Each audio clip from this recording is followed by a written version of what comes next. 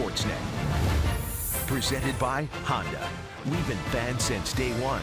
Honda, official vehicle of the Toronto Blue Jays and proud fan since 1977.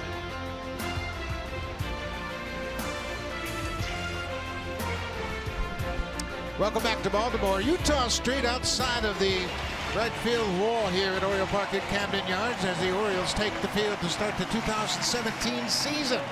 And Pat, you talk about a couple of teams that are evenly matched. These two teams, the Blue Jays won 10 of 19 last year, and they had that great wild card game. And they're 1-2 in home runs and earned run average. I mean, everything about this team is so close, and you know that this is going to be a great series. John Gibbons is set with the Blue Jays lineup. Let's take a look at the way it stacks up today. Devin Travis, he did not play his first game last year till May 25th. He's at top of the order. Then Donaldson Bautista, and of course Jose Bautista. He loves to hit against this Baltimore pitching staff. He leads Major League Baseball with 75 ribbies since 2010. Kendrys Morales right behind him has hit well here in this ballpark. He's the DH in his first season with the Blue Jays. Tulowitzki, Martin Pierce, the former Oriole, at first base. Kevin Pillar and Ezekiel Carrera round out the lineup to face Kevin Gausman. He will get the call to start on opening day for the Orioles with Chris Tillman on the disabled list. Gausman went 9-12 last year with a very good earned run average of .361. But he was the Orioles' best pitcher the final 2 months of the season. 8 wins and a 24% strikeout rate in that second half that really helped that earned run average to get down to .361. He's got great stuff. He's refined his breaking ball just a little bit over the winter time. He's always got that devastating slider, so the Blue Jays are going to have to be very patient with Gausman, make him throw a lot of strikes. One thing you know you get with the Baltimore Orioles is a good defensive ball club. This is the way they line up today. Hyun-Soo Kim is in left field. Adam Jones had a terrific World Baseball Classic. He's in center. Seth Smith in his first season with the Orioles starts in right. Manny Machado and J.J. Hardy, a couple of Gold Glovers on the left side. Jonathan Scope played all but 3 innings last season at second base. Chris Davis and newcomer Wellington Castillo behind the plate for the O's. First time in 8 years that the Orioles have a new #1 catcher. No Matt Wieters. He's now in Washington. Wellington Castillo comes over here to catch the majority of the ball games. Castillo hit 33 home runs last year, 32 of them as a catcher. That's the 6th most in Major League Baseball. Devin Travis takes the first pitch in there for a strike, and we are underway. Devin flew back from Florida and joined the Blue Jays here last night. Got 12 at-bats in the minor leagues down in Florida. This got a chance to drop. This ball is going to drop for a base hit. Devin Travis is aboard. First base hit. Means so much to this team in that leadoff spot. He can hit. He's a career .300 hitter after his first 2 years in the big leagues. That looked like it might have been the curveball from Gausman. He's got a slider and he's got a curveball trying to refine it, and Travis fights it off, punches it in the right field. Kevin Gausman made 3 starts against the Blue Jays last year. He was 0-2. In fact, he matched up with Marco Estrada in 2 of those 3 starts. The other start, he faced Aaron Sanchez. This is Josh Donaldson batting second here this afternoon.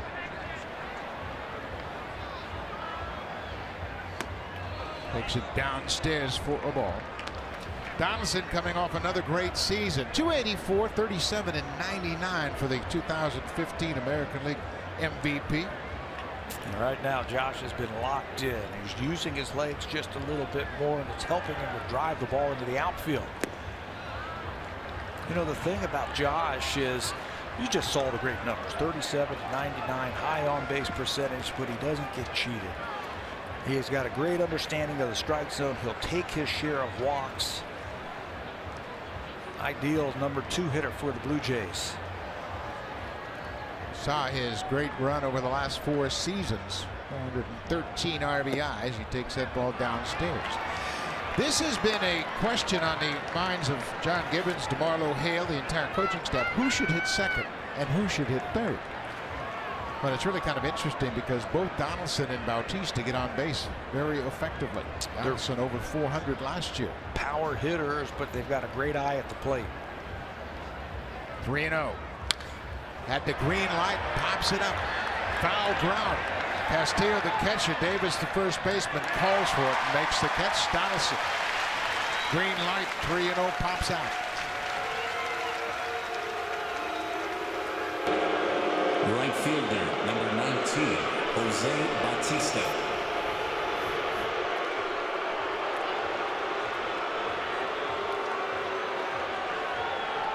Well, the old saying goes, they don't boo nobodies.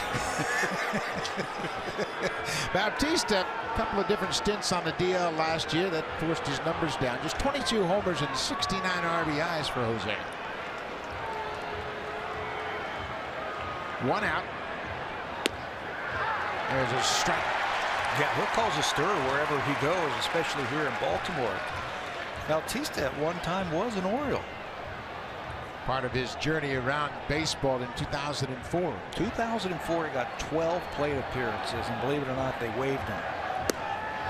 Everybody waived him that year. He went from Tampa Bay, Kansas City, Baltimore, back to the Pirates. He was all over the place. Nobody gave him a chance to play. Jose, a 6-time All-Star, 3-time Silver Slugger, and of course a 2-time home run champ. 36 years old, and everybody's happy he's back with the Blue Jays. And like we showed in the lineup there, an Oriole killer over the last few years. 75 driven in against the Orioles. It's tops in the major leagues. Bautista in this ballpark has hit 13 home runs. His average just 206 batting here against the Orioles. But he's done some major damage. Inside corner. 1-2.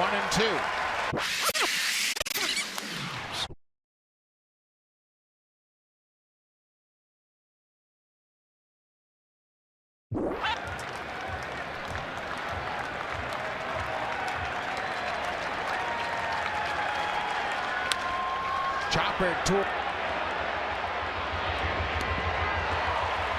able to stay on the bag.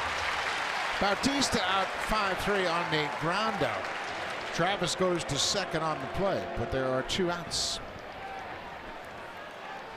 Well, you'll get a lot of fastballs from Kevin Gausman, and will throw his share of breaking balls. Now he's got that devastating splitter that he will use very effectively, especially to get strikeouts. But curveball, slider, he's trying to separate the two this year. Kendrys Morales getting his first at bat in the Blue Jays unit. You see his numbers from a year ago. Spent 2 years with the Royals in Kansas City. Figures to be the everyday DH for the Blue Jays. What's the best way to welcome yourself to a new team? Hit a 2-run homer. First at bat in the first inning. Do something dramatic. Morales is now 33 years old. Signed originally with the Angels back in 2005. Boy, he's got a good eye. Pat, what are the benefits of having a switch hitter, a guy that can hit cleanup in your lineup? Well, I think we saw that in the playoffs last year, where we saw a lot of the Cleveland Indians pitchers, right-handed pitcher with a lot of breaking balls. If you top-heavy your lineup with right-handed batters, you're going to run into guys who can throw that curveball over for strikes. It just makes it easier having lefties. Swinging a drive to center field. Jones back at the wall, at the track. That ball's going to be caught. Kendrys Morales gave it a ride, but it falls short of the mark, and the Blue Jays leave a base runner on in their half of the first.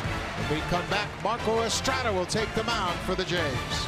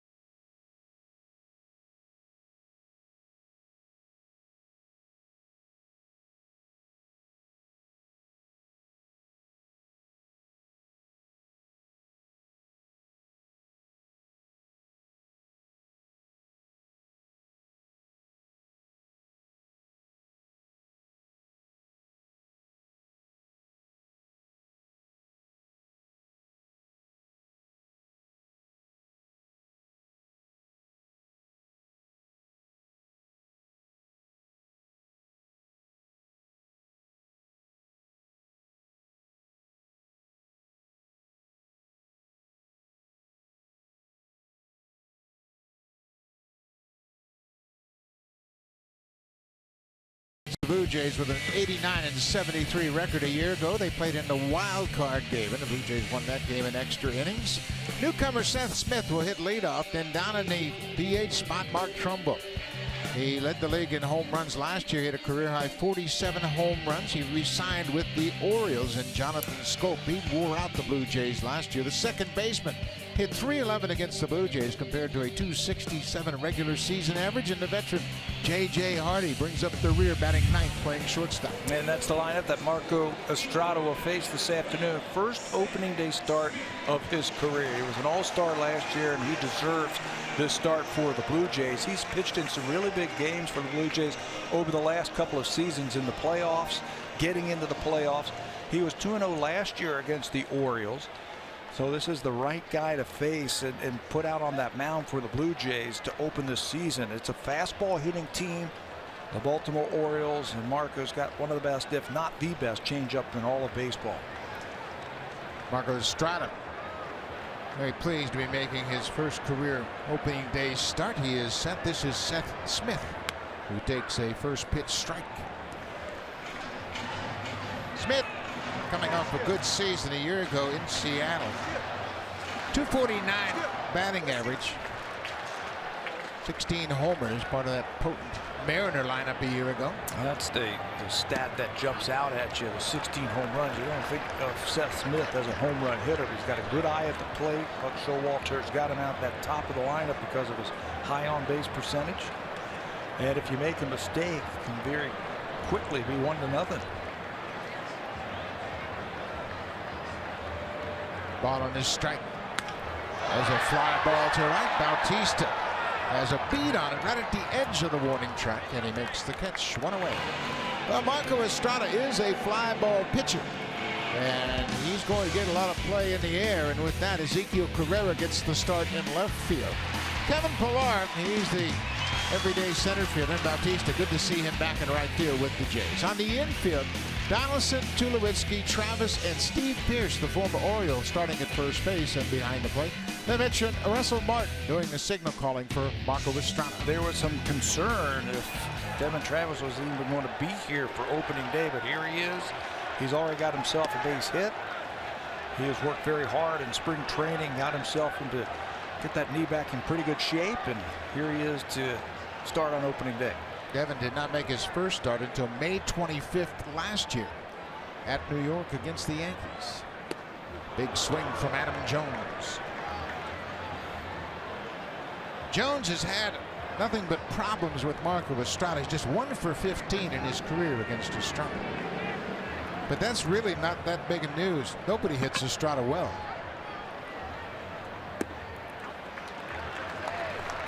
Well, what makes Marco so tough, we all know about the great changeup. And that's what he did all spring long. He said, you know what, that's my bread and butter. That's what I'm going to be successful with, is throwing that changeup for strikes. So he worked on it a lot in spring training. But what's interesting when you dig into the numbers for Marco Estrada, he's got the great changeup, throwing the most of anybody in baseball, but his batting average against the fastball is the lowest in the American League. They just can't catch up to that fastball because they're thinking about that off-speed pitch, that changeup. 2-2 to Jones. On the ground, past Donaldson into left field. Jones turns around first. He's headed for second, and he'll get this with a sliding one-out double. Jones ripped it past Donaldson. J.D. dove for it. I don't know if he really picked it up off the bat, but it got past Donaldson for a double. Looked like it might have got under his glove. He was tardy on some fastballs, and then he went to that changeup, and it looked like Jones was sitting on it. Donaldson at third base dives, and the ball actually stayed down. He thought it was going to come up. When it hit the dirt area, it stayed down, and you can see it went right underneath the glove of Donaldson for extra bases. So Jones is in scoring position for Manny Machado. Machado, another terrific offensive season a year ago. 40 doubles to go along with those 37 home runs.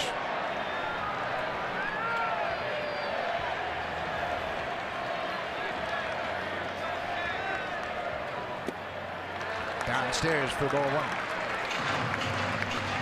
Looked like it might have been the cutter right there from Marco. He's talked about that he used his changeup a lot. He said he threw 4 cutters and 4 curveballs all spring long. And I got to get my fastball command. I've got to get my changeup over. I'll worry about the cutter and the curveball later.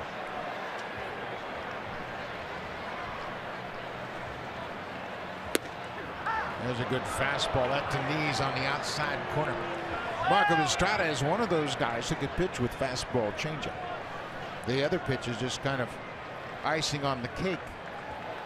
Yeah, it'd be nice to get another pitch, a third pitch in the mind of some of those hitters. Starts dropping that curveball in there. Just down the stairs.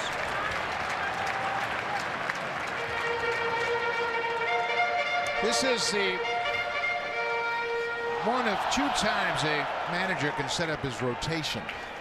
He set it up for the start of the season. Blue Jays have an off day tomorrow, so Estrada got to start. Jay Happ will start on Wednesday. 3-1 now to Machado. Chris Davis waits on deck. John Gibbons has all the information right there in that piece of paper with matchups. He knows what everybody hits against his staff. Knows what they hit here, and he knows that guy on deck is dangerous. Yeah, and that's the difficulty of pitching to the Orioles. You got first base open, but you got another home run hitter behind him. So you got to be careful. There's a breaking ball in there for a strike, and it fooled Machado. That's what you were talking about. Just put another thought in the hitter's mind, gives him a pause. Well, now he's going to say, okay, is he going to go back to that curveball now? Is he going to try to change up with a fastball? You got 3 choices. And as a hitter, you just hope that you're guessing right. Full count. Jones at second with the 1-out double.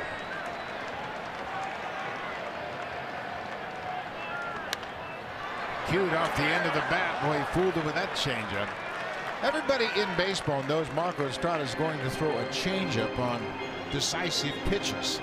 And even though you know it's coming, it's tough to stay back. Well, he throws it out at the same arm slot with the same arm speed as his fastball, and it looks like a fastball coming out. He'll throw the fastball 50% of the time, but here comes the changeup at 28% of the time. Cutter and curveballs for show. He's going to use those 2 main pitches most of the time, but it makes it so tough because his arm speed is so good on that changeup. Missed with the fastball. So that'll put runners at first and second for Chris Davis.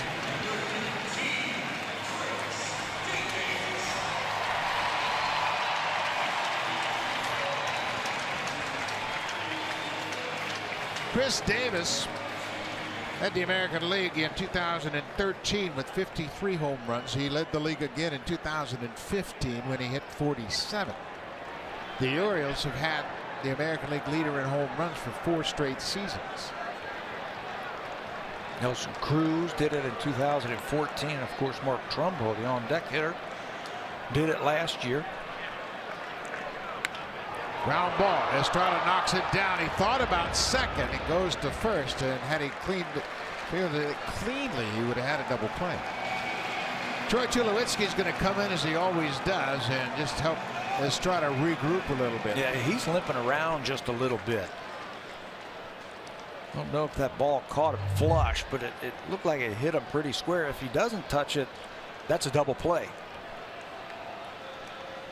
He thought about it and then thought better, said, I better get an out over there at first base.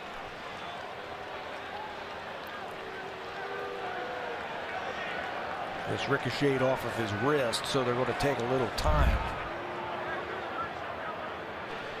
Troy Tulowitzki, the traffic cop, says he's going to be okay. Yeah. Just a chance to help him regroup a little bit. Tulowitzki is so aware on the field. He picked up on it right away that Estrada got hit. He broke in from his position at shortstop to give his pitcher a little time. So Estrada's still not out of the woods. Second and third, 2 outs, and the reigning American League home run champ, Mark Trumbo. ready to step in the box. Well, that's why this team is so tough. You can't give up any free passes because it could cost you a run. They led the major leagues in home runs last year, 253 of them, and here's the biggest of them all.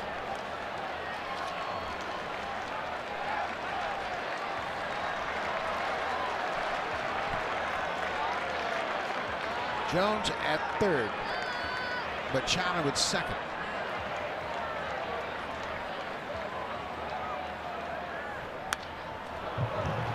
Pitching away, man. And Trumbo's had problems handling those pitches away. Russell Martin was set up down and away. Of course, Trumbo has the power to hit him out anywhere in this ballpark, but he has had trouble handling that pitch away from him. Well, what you'd like to do against these big power hitters is make them reach for the ball, use their legs to go down and get it. They love that ball out and up over the plate. If you can go down and away, you make them reach for it.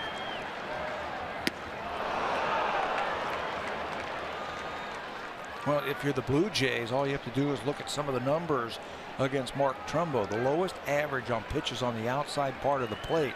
He was the worst. He had the lowest average, 147. Chris Carter, another home run hitter on that list. So was Chris Davis, a big home run hitter. But again, home run hitters, they love the ball out and up over the plate. 0-2. Fly ball. Carrera coming in. He calls for it. He is there, and Estrada strands a pair.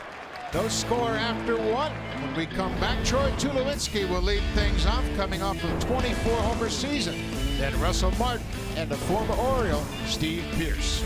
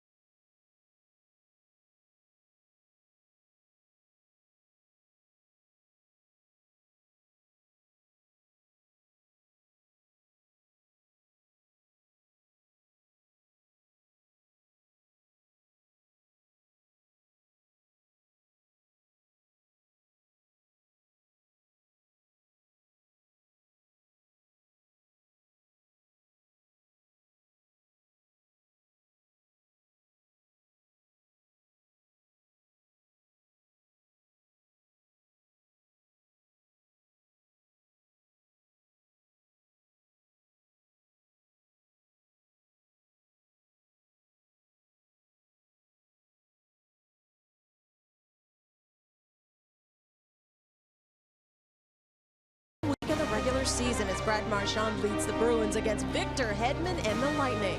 The NHL on Sportsnet from Boston tomorrow at 6:30 Eastern right here on Sportsnet.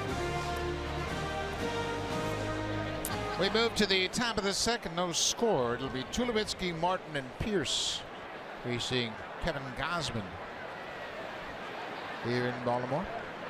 Troy Tulowitzki, 254 a year ago. He had 24 home runs.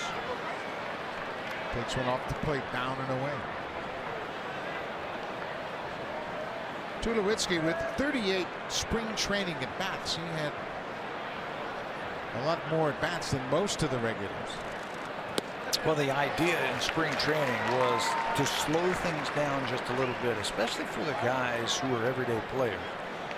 And they were hoping to get about 50 at bats for the regulars.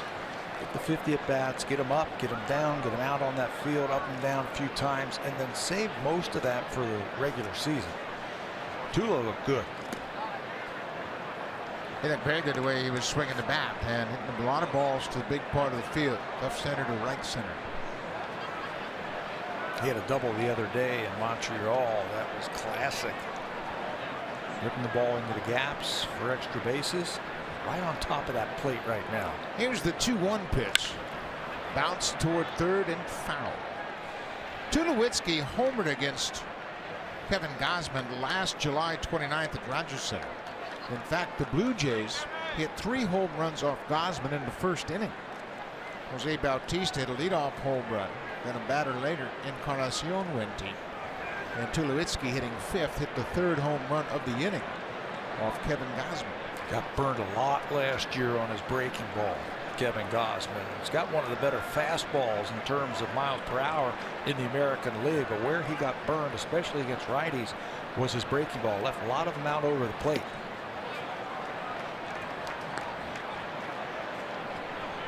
Full count to Tulowitzki. Russell Martin will follow Tulo.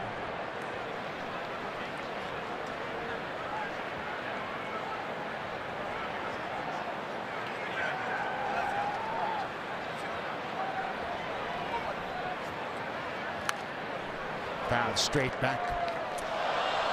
Well, if you're facing Kevin Gausman, let's get a quick scatter report on the young right-hander. He's going to use the fastball 67% of the time. That's the 5th most in all of baseball. Splitter 17% of the times, and batters hit just 179 against him last year. Slider and the changeup, you can see they're just really show-me pitches for him. Just use them to get him over. Got burned a lot. Behind home plate, Castillo is there and has room to make the catch. That was another breaking ball right there that hung out over the plate, and Tulo missed it. He'll be upset with himself after missing that hanger. Donaldson popped out to the first baseman in foul ground. Now Tulowitzki follows suit. First out here in the top half of the 7th. Russell Martin coming off a nice weekend in Montreal. Got to see a lot of family and friends as he made his return to Montreal. See him say, finally got a hit. Finally got myself a base hit in his last at bat on Saturday. Got to figure out there's a few butterflies going back to his hometown.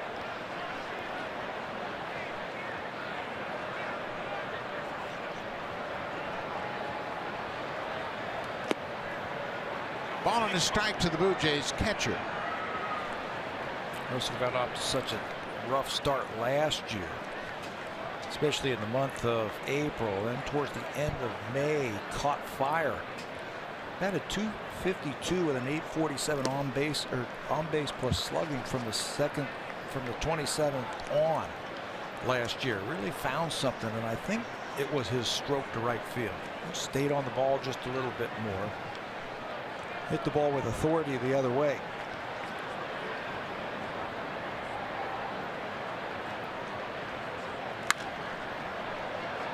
This one's popped into the seats down the right side.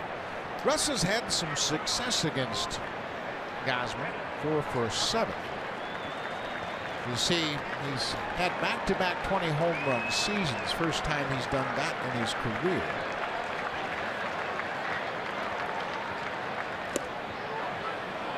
Just a bit low. It's a full count. Gausman falling behind the first 2 hitters here. He's throwing him a lot of pitches, and there's a first-year Blue Jay, Steve Pearce, waiting on deck. Martin gets tied up on that inside fastball. It's the first strikeout of the afternoon for Gausman. Home Hardware and Building Center locations. Proud partners of the Toronto Blue Jays. Homeowners helping homeowners with expert advice.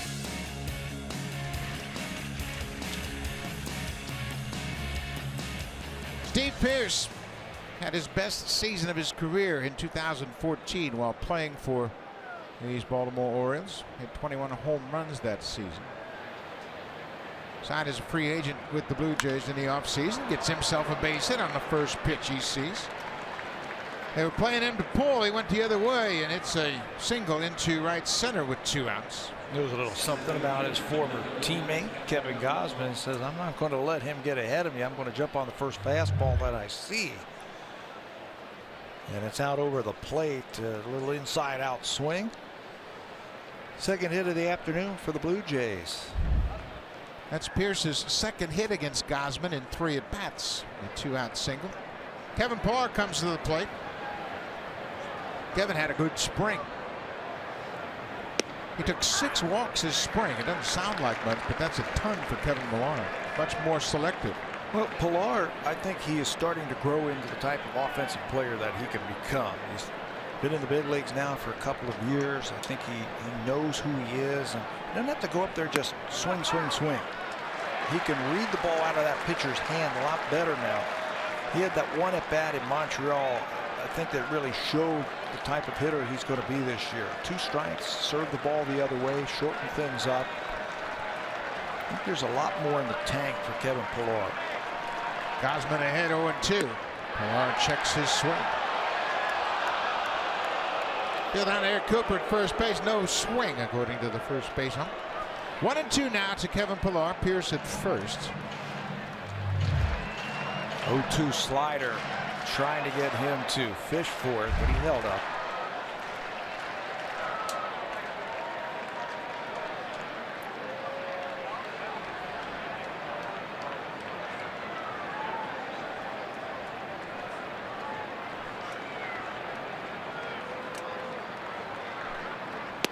Inside. Now it's 2-2.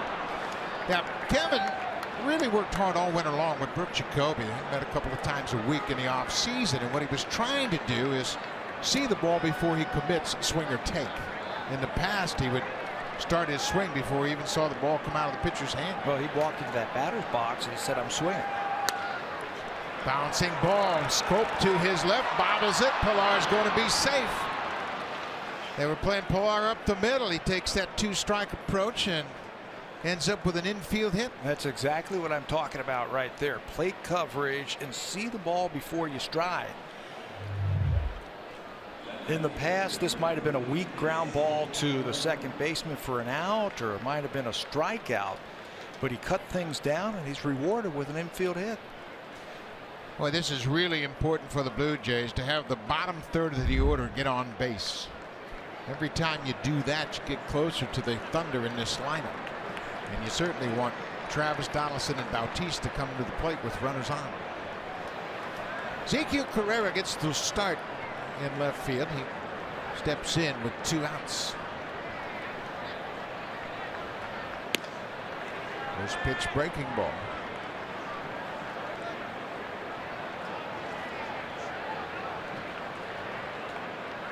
Zeke came up with so many big hits for the Blue Jays last year.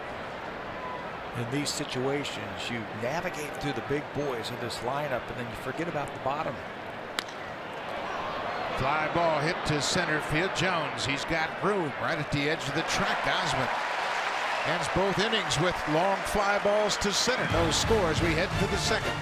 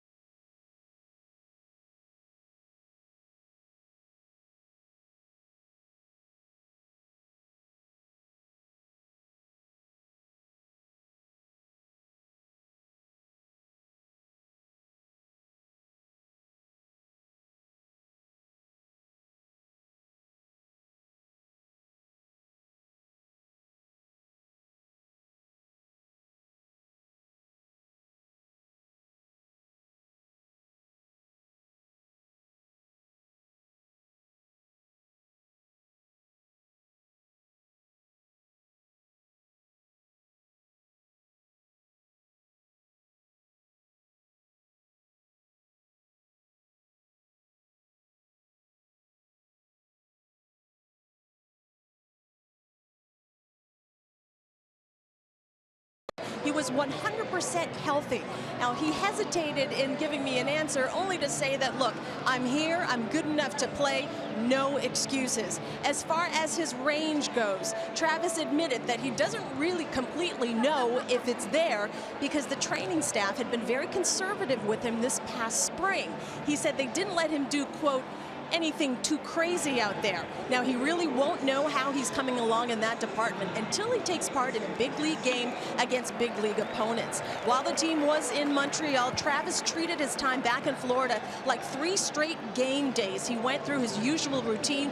He played with the AAA team. He ran bases, dove for balls, slid into bags, and said his knee, in fact, his entire body felt great afterwards, which is why he got the green light to play on opening day.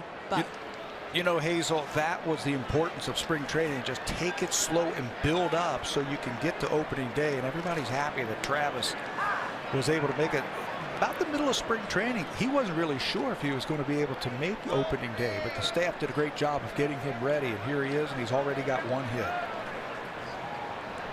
Played in 101 games last year. This is Castillo, the catcher, hits a high fly ball. Now Pilar and Carrera let it drop.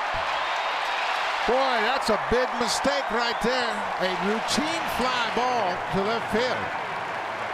Carrera and Pilar, they played a lot together. You know, it's really interesting the time of day of where we are with the cloud cover now. When that ball goes up, it disappears when it gets above the lights. I was watching Kevin Pilar on that. He saw it and then he didn't see it, and then I think he assumed that Carrera saw it and they lost it. He was giving up on it. Carrera was assuming that Pilar was going to take it. I'm not sure Kevin saw it off the bat, nor Carrera. You see them both looking up into the sky. It's a very gray, cloudy sky and difficult to pick up the baseball. But that ball's got to be caught. So a leadoff double that drops between the left fielder and the center fielder. Now this is Young-Soo Kim. In his second full season last year in 95 games, he had over 300. But he had a rough start. Yeah, they booed him on opening day last year. Remember that? That is a rough start. And well, they were home. And they were home. They were booing him because he didn't accept an assignment to the minor leagues. Well, he showed that he wasn't going to go to the minor leagues because he belonged in the big leagues by hitting 300. Slaps the ball around. Right now he's going to try and pull one on the right side of that infield. Strada's trying to keep the ball away from him. Changeup. Kim doesn't have much power. 16 doubles, a triple, and 6 home runs last year. They only drove in 22 runs in 305 at-bats. They had him hitting leadoff a couple of times last year because of that high on-base percentage and his ability to see a lot of pitches. And then he slaps the ball the other way, so the left side of the infield and outfield got to be ready for him. Bounces that ball to first, and that's a foul ball. Pierce came after it. Pierce had to make a play on it. It was so close to being a fair ball. It came, and when he caught it, it was in foul ground.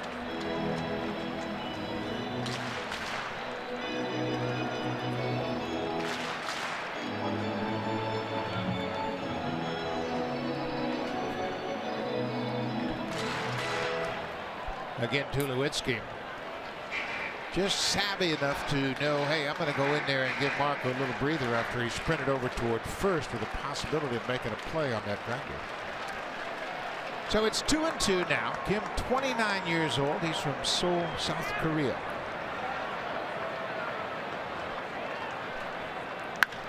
Ground ball. Tulowitzki will play it to first.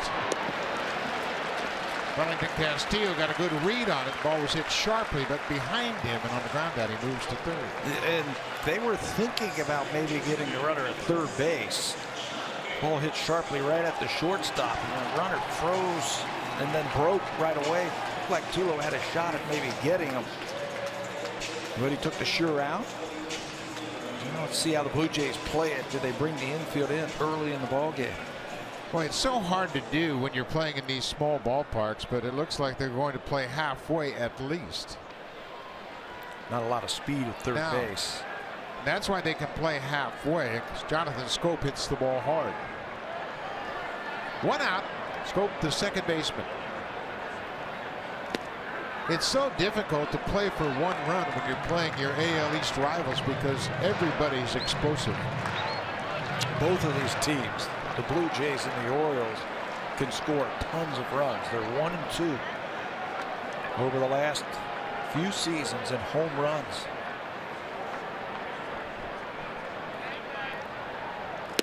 Inside with that fastball.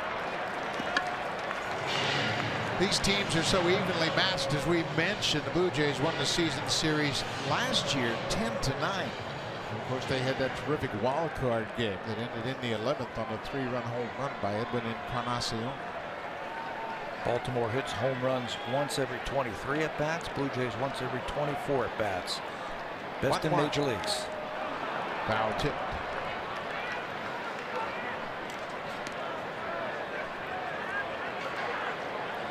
Jonathan Schoop, now 25 years old. He's from Curaçao. He played in the World Baseball Classics for the Netherlands. Last year he had a breakout season, hitting 25 home runs and driving in 82.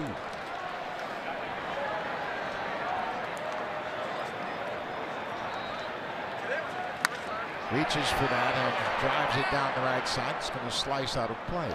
It looks like it might have been the cutter right there.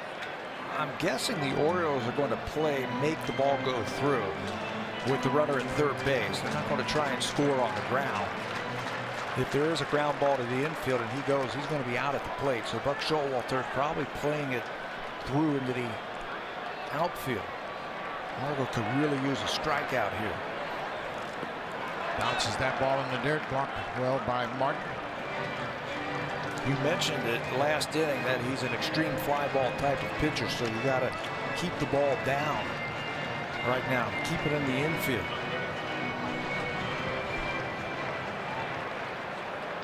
Pete Walker, the terrific pitching coach for the Blue Jays.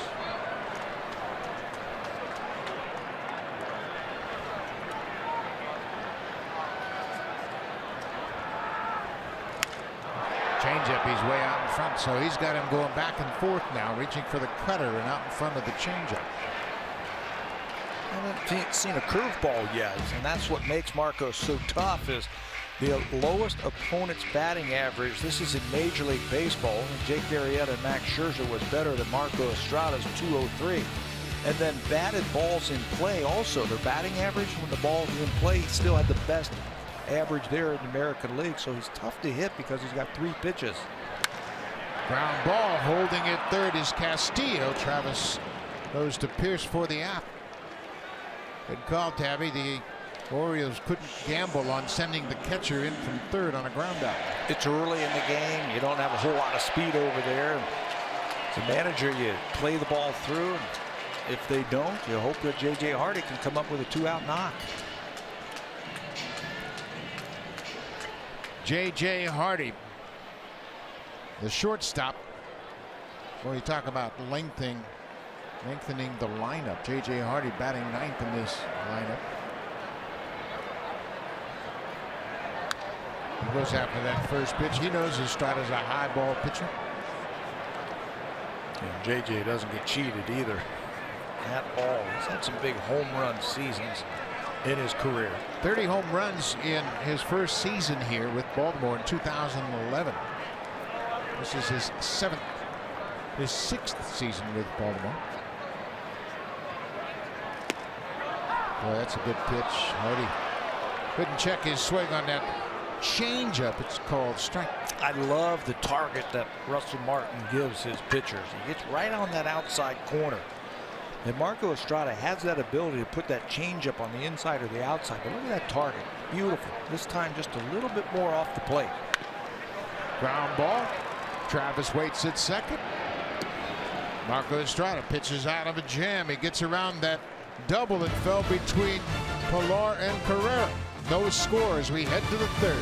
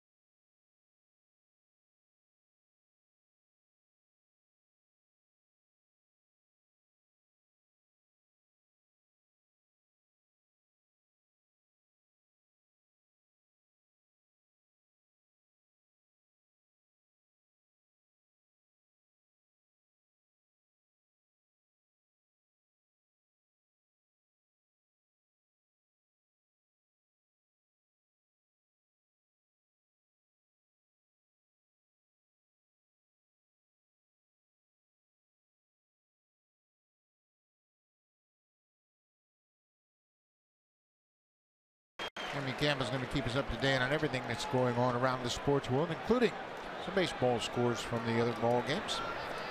Devin Travis, he's hitting 1,000. He had a base hit his first time up, a little fly ball that dropped in right field.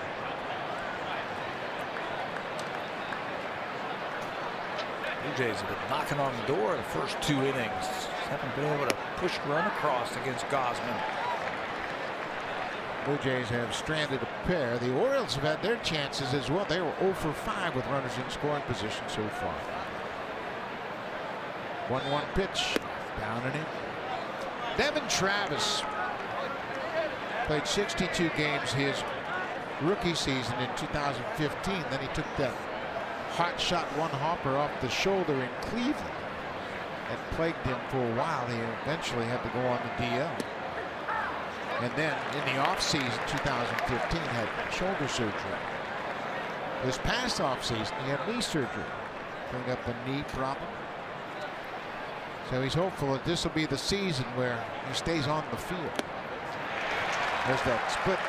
Good pitch. Second strikeout. Well, the Hall of Famer Cal Ripken is here. Of course, he played his whole career right here for the Orioles, and he is an iconic figure here in Baltimore and around baseball. Blue Jay fans got to see him last year in the playoffs as he was working for TBS during the playoffs. 20 opening days for Cal Ripken in his Oriole career. Ties him with Brooks Robinson for the most opening days as an Oriole starter. 20. Josh Donaldson popped out and foul ground his first time up.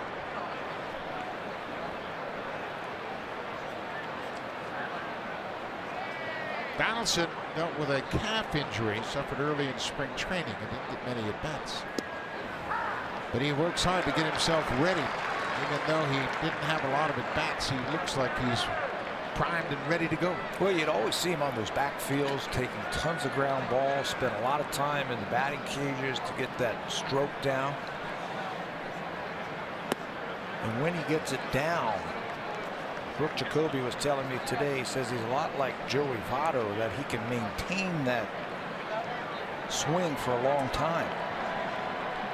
Once he finds it, it doesn't go anywhere. Tapped back to the mound. Gausman took first. 2 quick outs here in the top half of the 3rd inning. Guess who's coming up?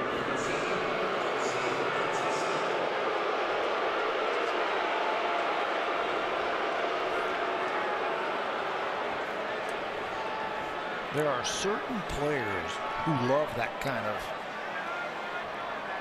booing and notoriety.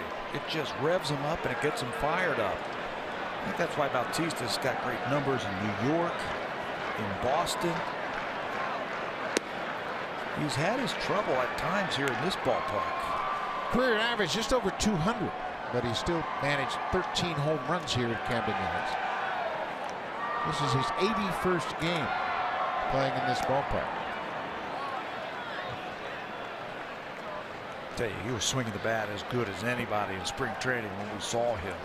Turning on pitches on the inside part of the plate, hitting the ball with the authority the other way. Free and easy and a very quick, and I mean quick bat. Bautista spent 2 different stints on the disabled list. He suffered a toe injury on the 16th of June at Philadelphia. Didn't come back until July 25th. He missed 30 games on that first trip to the DL. Then he hurt his knee August 9th. Missed 12 more games.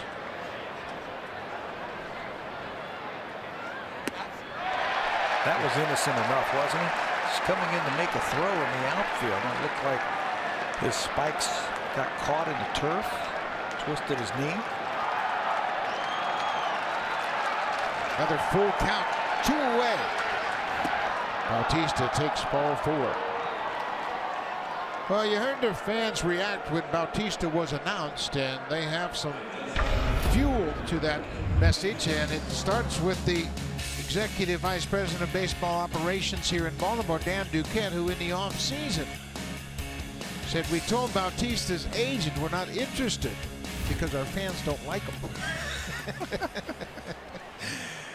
But you know what? That's a little surprising. There's Dan Duquette on the right, and he said, yeah, he said, I couldn't sign Bautista here. The fans don't like him. I said, well, if he hits 40 home runs, they'd love him if he was signed by the Orioles. Hey, if he can help you win, I don't care what the fans think, right? If he helps you win, they'll like him. That happens all the time in baseball, doesn't it? Guys you just hate when you're facing them, but then when they're on your team, you love them. Yep. Get under your skin because they're good. Kendrys Morales fired out deep to center field to end the top of the first. Just missed hitting a home run. He was launching them today in batting practice. Right on top of that plate. He's got a lot of moving parts, but when he gets that foot down and he's in a good hitting position, he hit the ball a long way.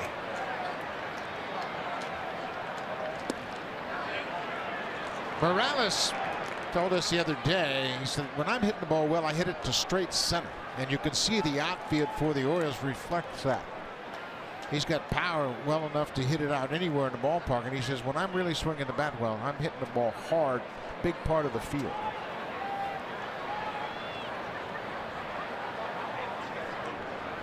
Three and out taking.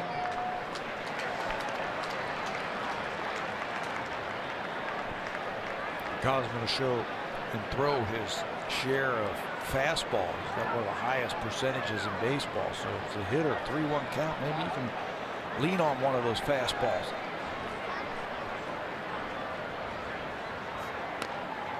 Looked like he threw him a splitter. Hit it off the end of the bat. Morales looking for the heater.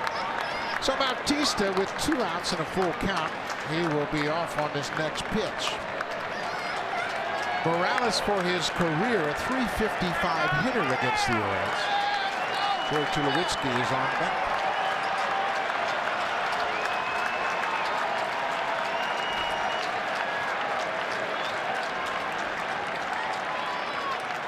There goes Bautista.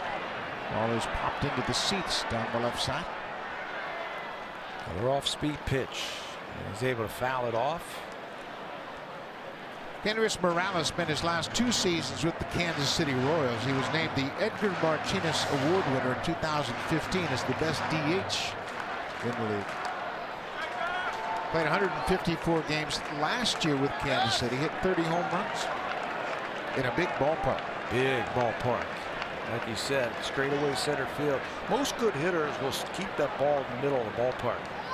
That'll help them keep that front side in there. Once you start seeing a lot of pull hitters and stuff, pitchers can go right after that. Morales is a good hitter because he stays in the big part of the ballpark.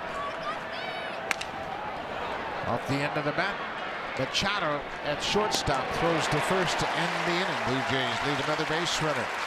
Through 3, they've stranded 4.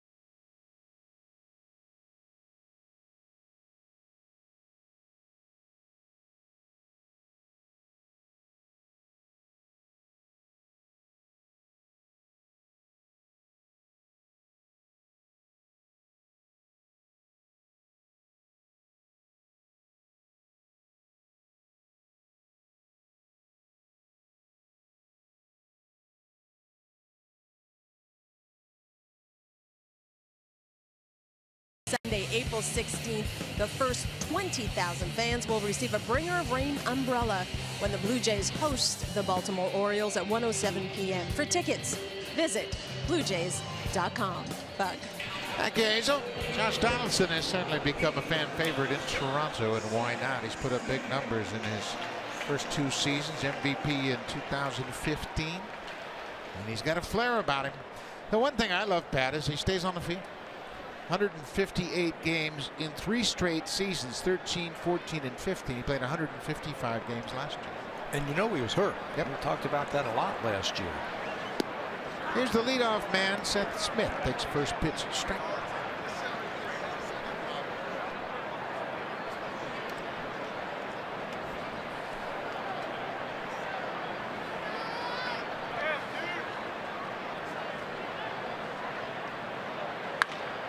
Ball is driven to center. Pilar hustling back, and it's over his head.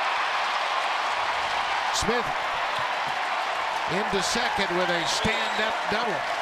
Pilar reached up, but it was beyond his reach, over his glove, off the wall in center for a leadoff double. So for the second straight inning, the Orioles had the leadoff batter at second base standing out there. This ball's covered by Smith to center field. Pilar goes back. It looks like he reached up and he was going to have a shot at it. Just out of his reach. How many times have we seen him leave his feet on those same kind of plays and make the catch? Can't come up with it this time. The difference between this inning and last inning after leadoff double, you're facing the 3 bottom hitters last inning. This inning, you got to go right through the big boys. Joan, Machado, and Davis. Smith at second. Jones hit a changeup down the third baseline for a double in the first inning. He was stranded at third as the Orioles stranded a pair in that first inning.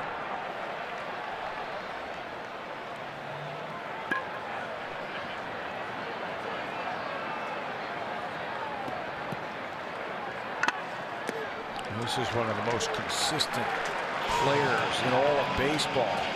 Adam Jones, 25 home runs. I mean, mark it down. Every year he's going to get him 25 home runs. Last year hit 29. That's 6 straight seasons now that Jones has hit at least 25 home runs. He's a situational type of hitter, yes, in the number 2, but right now he's looking to drive this run in. He's not trying to move that runner. Changeup. 3-0 now to Adam Jones. He's going to have the green light. You can count on that.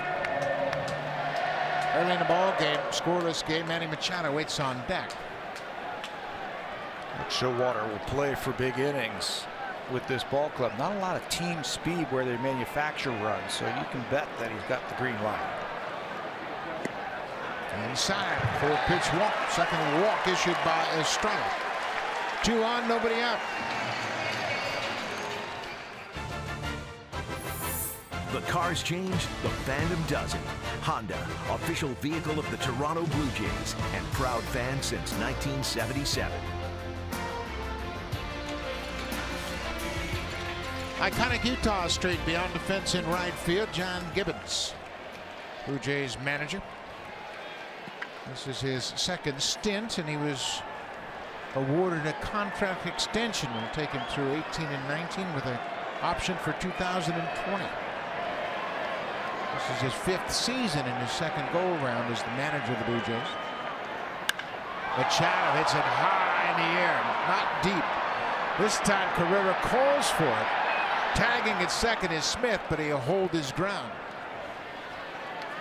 Carrera and Pilar talking it over. They saw that one clearly. Carrera emphatically called for it to make the catch back into second. They had a similar ball dropped between them. Communication wasn't there. I don't know if they picked the ball up off the bat. They were assuming the other one was going to take it. Marco Estrada was able to pitch around that leadoff double. The Orioles got off to a great start a year ago. They won their first 7 games. They swept the Twins here in Baltimore and then took a 2-game series from Tampa Bay. Went to Boston and won the first 2 games at Fenway Park. Got off to a great season start. Chris Davis at the plate. Davis is a notorious fastball hitter. I mean, he has never seen a fastball he doesn't like. So they start him off with a changeup. Diffuse that power. I mean, if he's going to knock it out, he's going to have to supply all the power, because Estrada's going to try and use that changeup to diffuse that behemoth power. There he gets that fastball over. Good fastball. Estrada dealt with a back injury last year, and he just didn't have that velocity. That last pitch was 90 miles an hour. Last year it averaged 88 miles an hour. Yeah, he can pitch at 88 because he's got that curveball, cutter, changeup. 0-2 pitch. Well, that's a floating changeup in there, just 79 miles an hour. What a difference in velocity. And as a hitter, speak to the challenges a hitter has when you have to deal with 90 on one pitch and the next pitch is 79. You know what it feels like? Swinging the bat against a great changeup like that. It feels like almost like your bat, like you're swinging underwater. You go to hit it, the ball's not there, and you're slowing things down. And that's what I mean about Davis. If he's going to hit one out against Marco, Davis is going to have to supply the power, because Marco is going to try and get him out on that front foot and get him swinging and popping the ball up or hitting it off the end of the bat. Really upset that timing.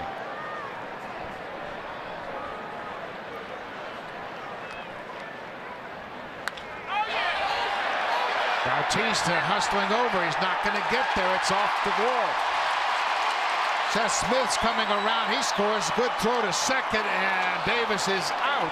A run comes in as Seth Smith scores from second, as Chris Davis has driven in the first run of this ball game with a long drive off the scoreboard in right. Well, I mentioned that he's going to have to use the power because he's going to use, Estrada's going to use that changeup. That's exactly what happened with Chris Davis. He stayed back on that ball and just swung with those powerful arms. He gets fooled a little bit, but look at that. That's all his power. Out on the front foot, one hand swing, and he hits it off the wall. Blue Jays do a good job. Fundamentals, get the ball in quickly. Bautista showing off that strong arm again. They're able to hold that runner at third base and get it out at second. Terrific throw by Bautista for the second out of the inning. Jones is at third with 2 outs. Here's Mark Trumbo. First pitch changeup. Bautista made a terrific throw in the WBC from left field to gun down a runner at the plate, which would have been the winning run in the game against Columbia. His arm strength is coming around. I asked him about that in spring training. He says, I'm healthy again. My arm feels great. First time in a couple of years, and he showed it off right there. He knew exactly where to throw that ball.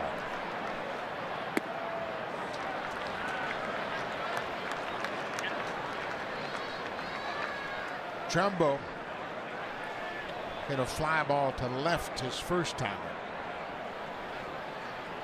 Got him out on his front foot on that changeup.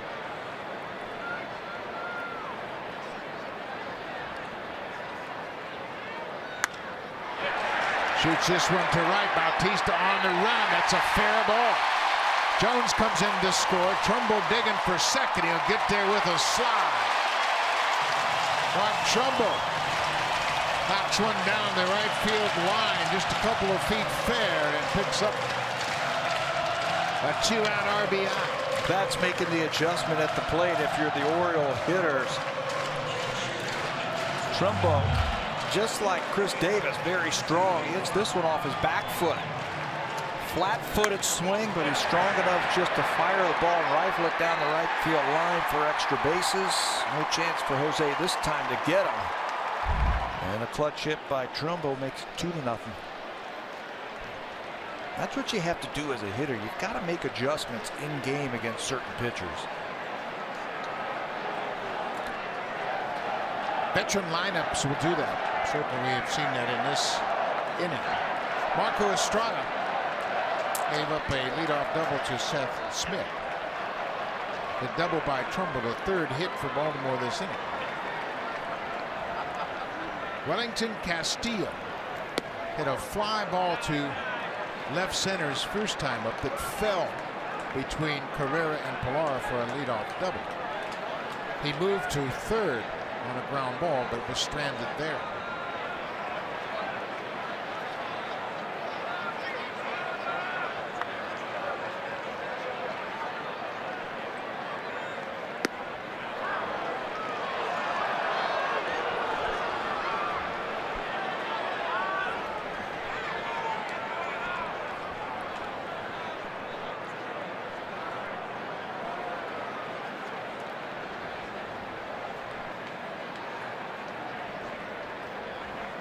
Both Castillo and Estrada spent time in the National League. And there's another fastball for Estrada.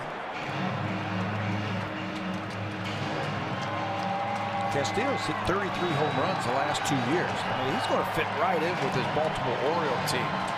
All or nothing. 32 of those home runs, he came as a catcher, 6th most in baseball. He doesn't get cheated either. Fly ball to left. Carrera back. He's got room right at the edge of the track, and he hauls it in for the 3rd out of the inning. But Baltimore breaks out on top. 2 runs on 3 hits, a pair of doubles in the inning. 2-0 Baltimore.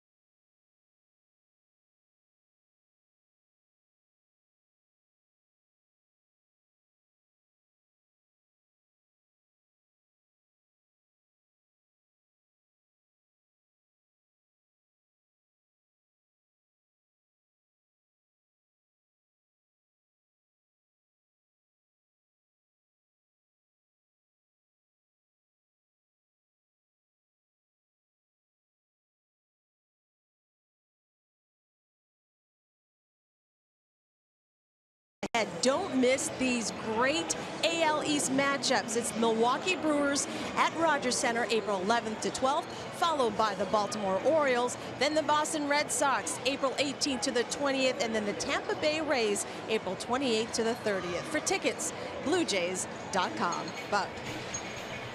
See a couple of veterans on the bench. Kendrys Morales, Jose Bautista. And Bautista getting acknowledgement for that assist. That's his 77th career assist as a Blue Jays outfielder. That's 2nd all time. Only Jesse Barfield has made more great throws from the outfield than Jose Bautista. Barfield has 117 career outfield assists while playing for the Blue Jays. Bautista is 2nd with 77. Troy Tulowitzki will try to get something going for the Blue Jays here in the top of the 4th. It'll be Tulowitzki, Martin, and Pierce for the Blue Jays. Tulowitzki goes after the first pitch, and it's a sky-high fly ball to Smith. Waits and makes the catch. 1 pitch, 1 out here in the 4th. Gausman has now thrown 53 pitches, and he worked a lot of full counts early in this game. But he is a durable, strong young guy. He threw over 100 pitches several times last season. Yeah, you don't want to burn him out too early in the season, but they've made him work. They've left 4 runners on base through the first 3 innings. They've had guys on base, but Gausman with that big arm has been able to work out of trouble. He was the 4th player taken overall in the 2012 draft, so he's, I think, just coming into his own now. And they're expecting big things from him. Hey, anytime you're drafted that high, the potential is there. And Kevin Gausman started to show it last year. His fastball command in the second half was outstanding, and I think that's why his record was much better in the second half also. Now we go back and look at that draft and see where Gausman matched up. Pretty impressive draft. Carlos Correa, of course, a terrific shortstop for Houston. Brian Buxton now starting to show some promise. Kevin Gausman was fourth. Addison Russell was also in that draft as Martin strikes out for a second time this afternoon. He was drafted on the strength of that arm, that electric fastball. He averages about 96 miles an hour with that fastball. He'll use it a lot. That time he's going to go upstairs to get Russell for the second time this afternoon. It's been a slow climb for Gausman. He's battled some injuries over the year. They put him in the bullpen a couple of times. They've just really kind of taken baby steps with him to get him to where he is now. Now he's an opening day pitcher. Dave Pierce goes after a first pitch for a second straight at bat. This time he grounds out to Machado. Easy inning for Gausman. 3 up, 3 down as we head to the bottom of the fourth. Baltimore up by 2.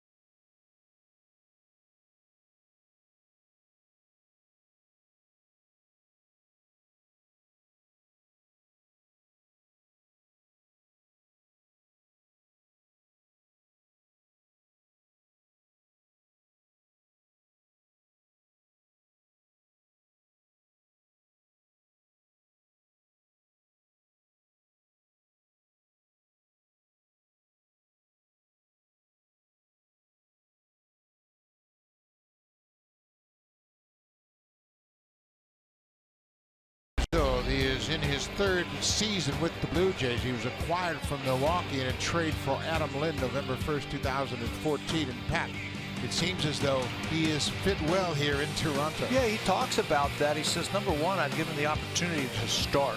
That's number one. And then number two, I've developed my cutter to go along with my curveball, changeup, and fastball. And I think he's established that he is a very good pitcher in the American League.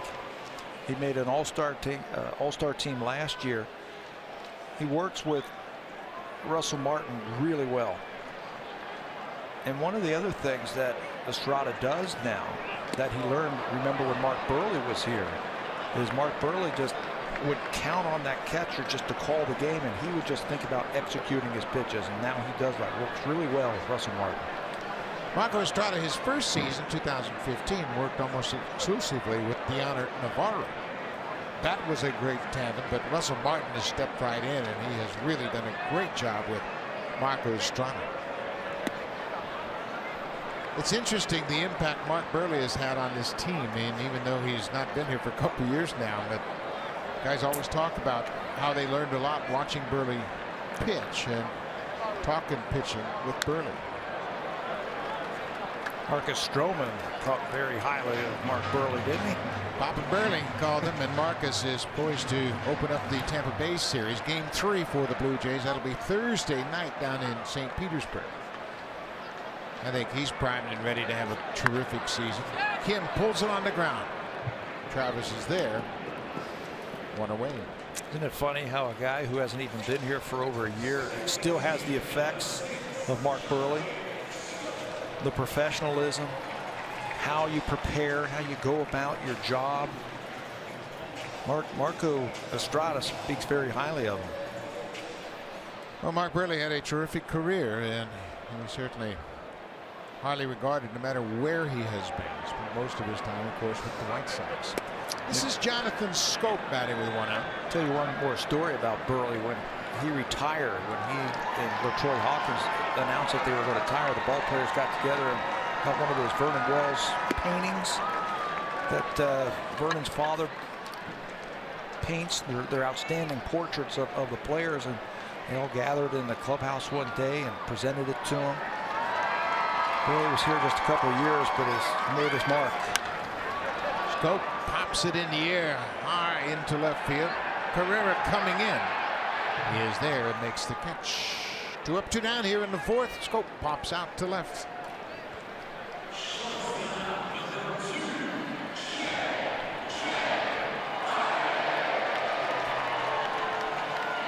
J.J. Hardy, the shortstop for the Orioles.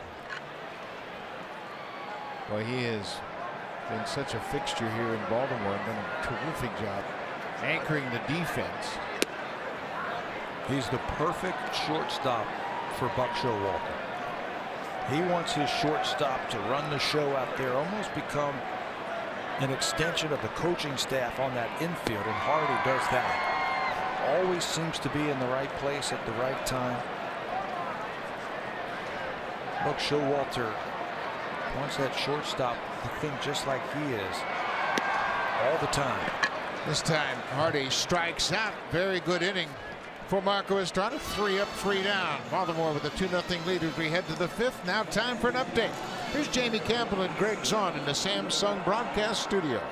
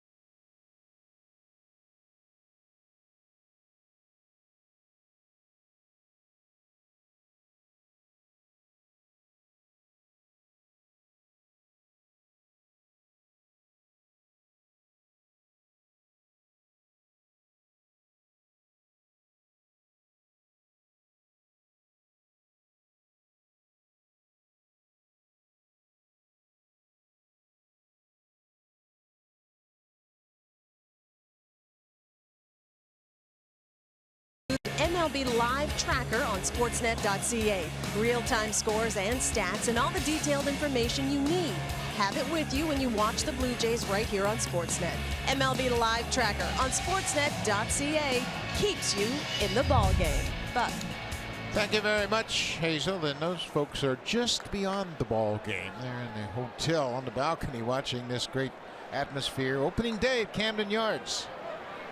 Baltimore has a 2-0 lead. Kevin Pillar puts one downstairs. First pitch ball. Pillar had an infield single his first time up.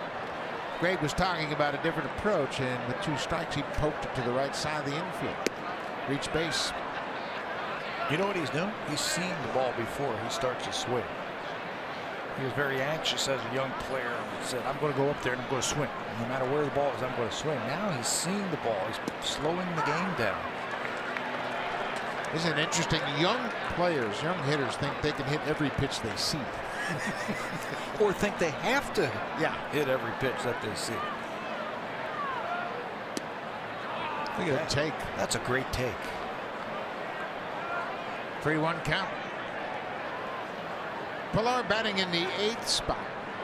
His job's to get on base, turn the lineup over. He takes a high pitch, ball 4. Gary Cedarstrom says, it's ball 4, young man. Go to first. First man's aboard here. Kevin Gausman walks Pilar. He's up over 60 pitches now as he works in the 5th. Had a quick inning last inning that should help him stretch things out just a little bit. 5 pitches he needed in the 4th inning. The Orioles have just 3 starters on their active roster because of off days.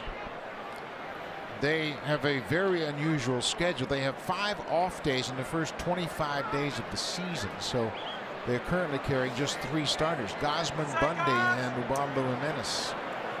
So they have a full complement of arms down in their bullpen. They have 8 relievers.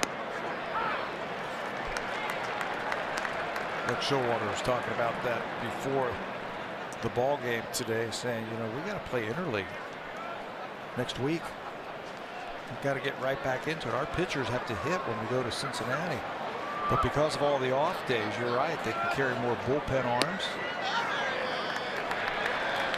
He also lit up when he started to talk about the 10-day disabled list. He says, man, I can't wait to see how people are going to manipulate that. Given the fact you can put a player on a disabled list for just 10 days and you can just rotate your pitchers. But in order to do that, you've got to make sure you have optionable pitchers. That's Chris Tillman, who is currently on a disabled list. He is their ace, if you will, dealing with shoulder problems that lingered from last year. And he's thrown 2 bullpen sessions here since the Orioles have been in Baltimore. There's a base hit to center for Carrera. Pilar will stop at second. First 2 reach here in the top of the 5th.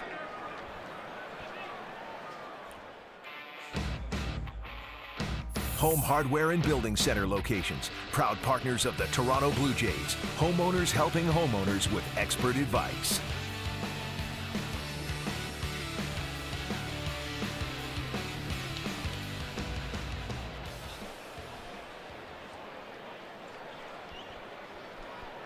First and second for top of the order. Leadoff man Devin Travis, 1 for 2 so far in the game. Goes after the first pitch.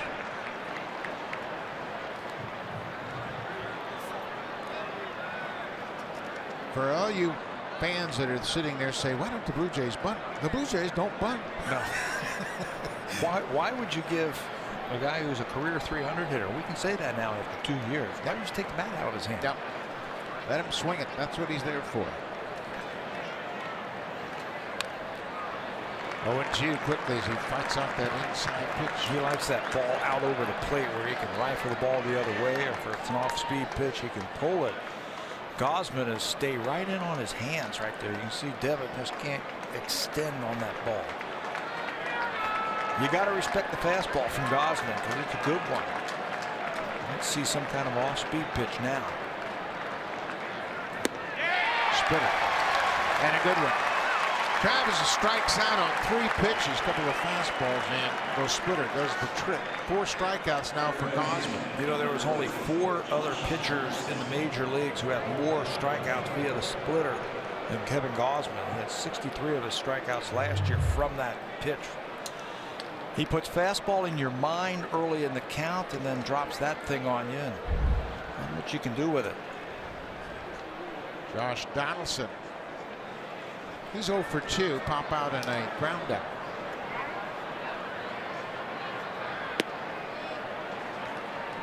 Third time facing Gausman. He's got a little better gauge on what he's dealing with here this afternoon.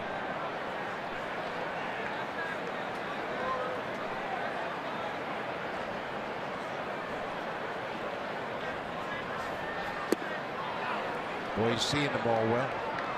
Laid off that splitter. He made that comment when the team was in Montreal for those 2 games against the Pittsburgh Pirates that he was seeing the ball, seeing the breaking ball out of the pitcher's hand, seeing the release point, loading up on that backside. He is in a hitter's count right now.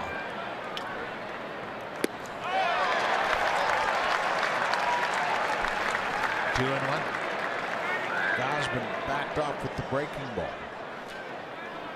Says he's going to be aggressive with that slider, and he was there. 2-0.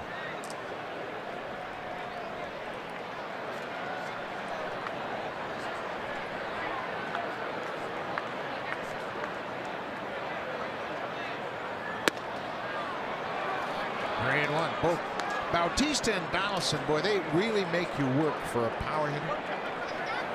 They both have great strike zone recognition.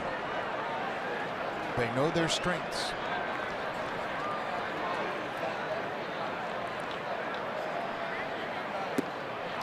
Donaldson takes ball 4. That'll load the bases for Bautista.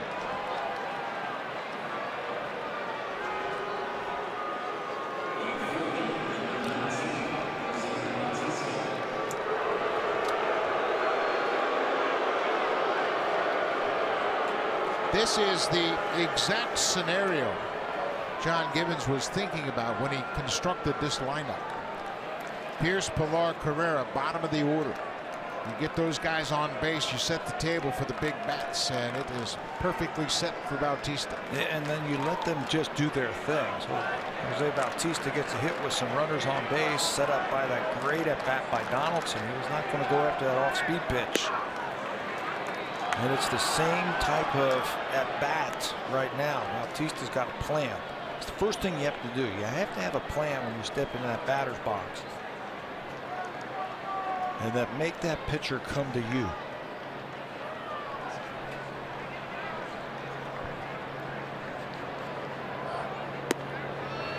Two and 0. Third time through the order, Blue Jay hitters getting a good look at Kevin Gausman.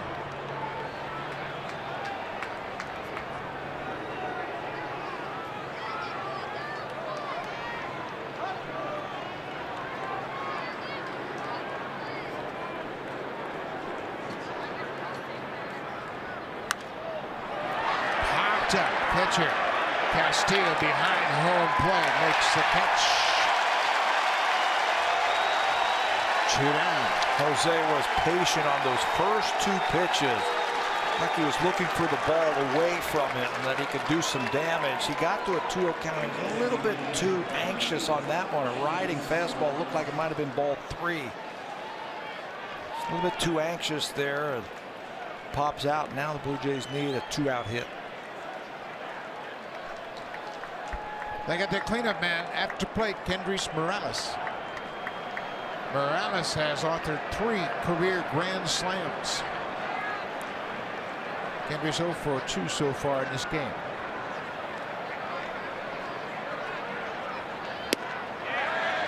First pitch strike. Again, he's got one of the better fastballs. He and Aaron Sanchez tied for the highest.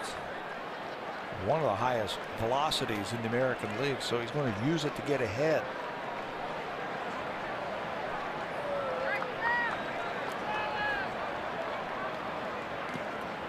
They're blocked by Castillo. Ball and a strike, 2 outs. Bases are loaded. Kevin Pilar with the leadoff walk. Carrera singled to center, and after a Travis strikeout, Josh Donaldson walked to load the bases. Then Bautista popped out. And here's Morales batting with 2 outs.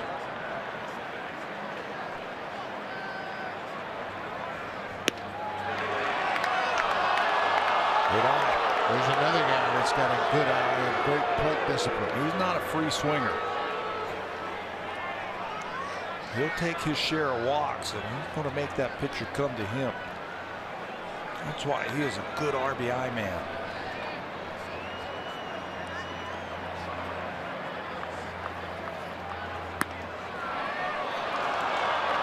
Three and 1.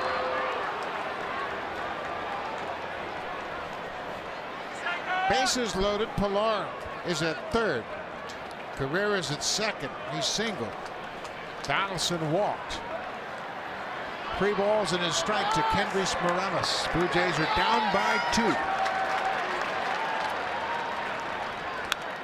Foul back. Full count. Came right after him with his fastball. He gave up 20 of his 28 home runs on the fastball last year. It's a good one. Well, that's showed me something right there. Going to it 3-1 against Morales.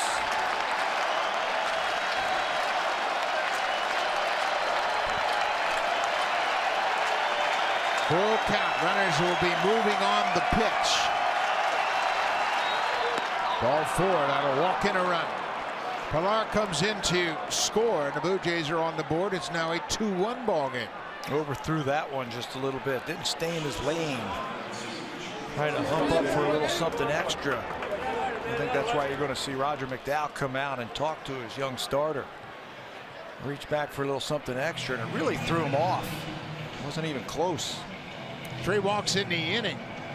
Only 1 hit. That was a Carrera single. Roger McDowell, longtime Braves pitching coach, new pitching coach here for the Orioles in his first season.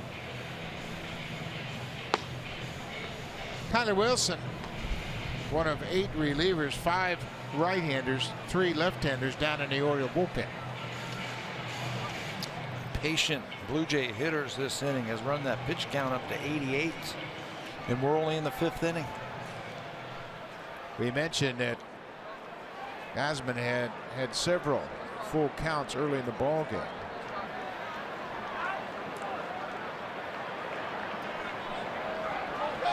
Troy Tulowitzki, base is still loaded. Oh, he had a rip. After that bases loaded walk, he thought he might get a good pitch to hit, and he found it straight back. And he did too. You know, as a hitter, you say, okay, he's got to come to me right here. Pitching coach comes out, they talk about it. You get it, first pitch, let it go.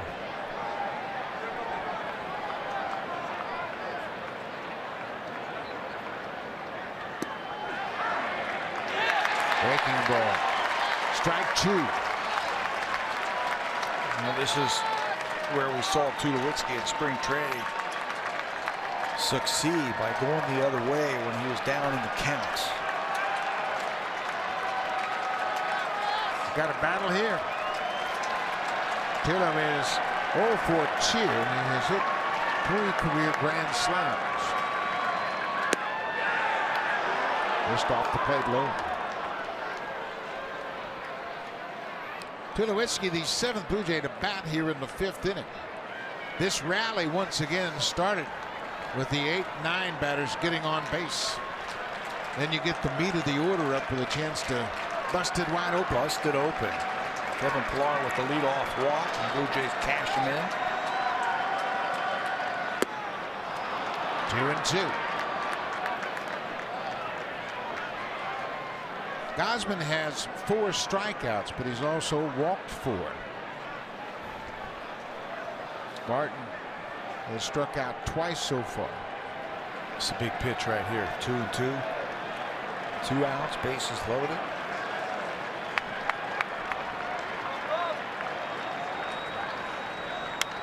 Out in front. Fly ball. Long run for Kim. That ball is foul. The Orioles bunch the gaps in this ballpark. The thinking is anything down the line is going to be extra bases anyway, so you try to take away the alleys. And Buck Showalter plays his outfield pretty much straight away all the time. Of course, he's got a terrific defender in center in Adam Jones. Below average speed though in left field. So anything down that line, you can score the runner from second base. Any extra base hit, got a chance to score 3. 31 pitches this inning for Gausman.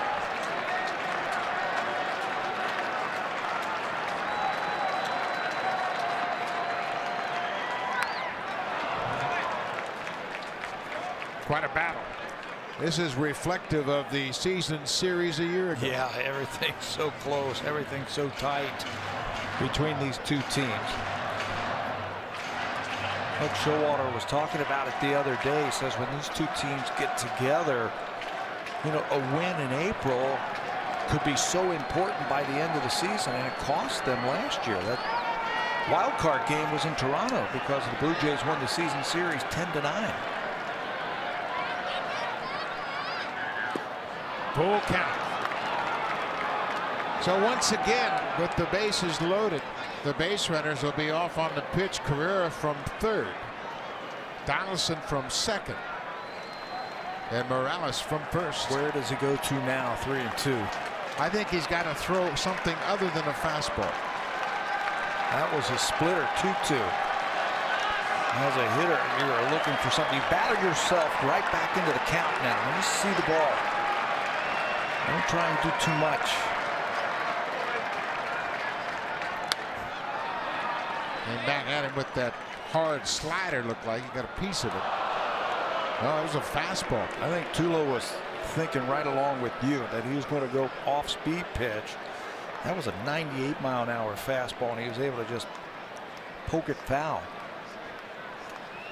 Gausman's pitch count up to 96. They were in the 5th inning with 2 outs. Blue Jays need to take advantage of this. They've had him on the ropes all inning long. So far, they've only managed a bases-loaded walk. Pulled on the ground. Machado has it. That'll do it. But the Blue Jays get on the board. Morales with a bases-loaded walk. The Jays leave the bases loaded. Baltimore has a 2-1 lead.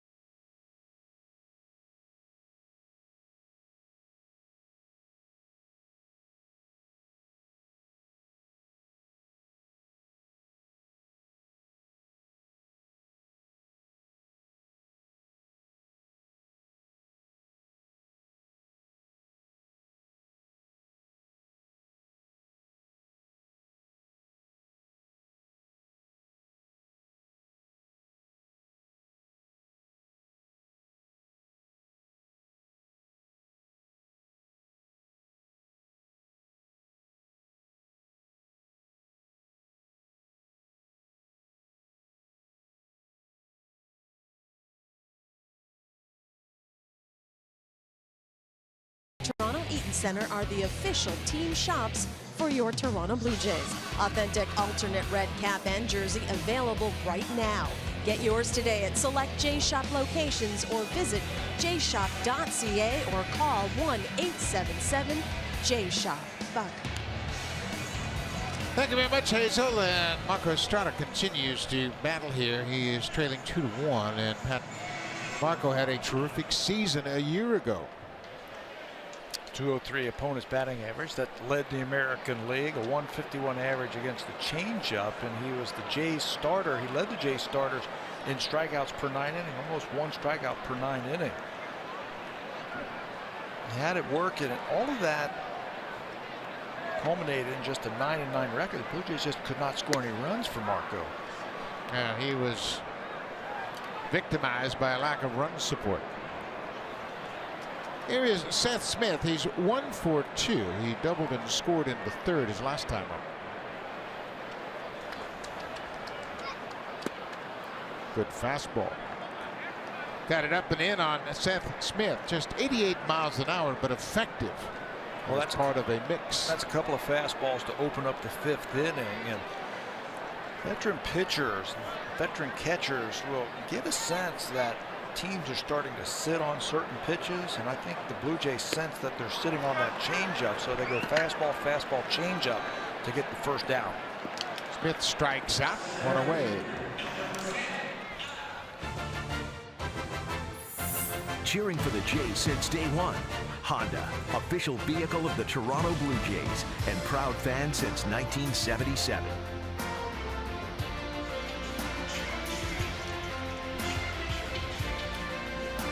The steamed crabs in Baltimore, one of the real featured fairs around this wonderful city. Always enjoyed partaking in that, but you got to take an apron and a bib. They're kind of messy, aren't they? They are messy, but boy, are they good. Adam Jones has been on base twice so far in this game. He has doubled and walked. Jones was on Team USA along with Marcus Stroman, and was able to celebrate that championship. USA beating Puerto Rico to win it in Dodger Stadium, and Jones had a great tournament. Bouncing ball, big hop for Donaldson, takes his time. 2 down. 10 years now for Adam Jones. Where did that 10-year period go? 10 years he's been with the Orioles. How about that trade? They have Jones and Chris Tillman. George Sherrill, a reliever that made an all-star team from Seattle, for Eric Bedard. And Bedard had 1 season, and they traded him at the height of his success. And boy, they really robbed the pockets of the Mariners when they brought in Jones and Tillman, who were still part of this Orioles ball club. And times were tough for the Orioles there for a while. They had some high draft picks, and they cashed in on them, like Matt Wieters and young man standing at the plate right there, Manny Machado. But they've also had some great trades. That one that you mentioned, they got Chris Davis from Texas for Koji Uehara. That was a great trade for the Orioles. Manny Machado takes one off the plate. It's a ball in the strike. The Orioles had 14 straight losing seasons from 1998 to 2011. That's down the right side, but that's slicing into the seats. We mentioned they got off to a great start last year at 7-0. They finished the month of April 14-9. They had a great month of June, 19-9, but then they ran into problems in July and August. They were 25-30 middle of the summer. But Buck Showalter, in his 8th season here with the Orioles, has orchestrated the turnaround. They have the most wins in the American League since 2012. 5 consecutive seasons with a record of 500 or better to get those 444 wins. Buck's in his 18th season as a manager. He's been the manager of the year 3 times. 8 of them right here. This is his 8th season with the Orioles. Michael Givens, he too was on Team USA. Hard throwing right-hander, part of a very deep and very effective bullpen for the Orioles. Popped out of play. We mentioned earlier the Orioles are carrying just 3 starting pitchers, so they have 8 relievers in their pen, including 3 lefties.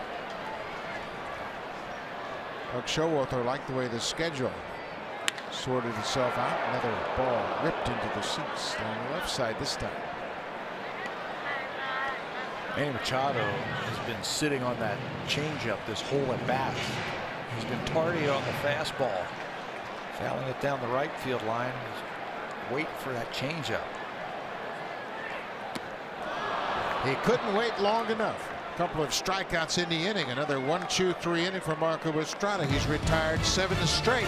Back over to the offense. Martin, Pearson, Pilar when we come back.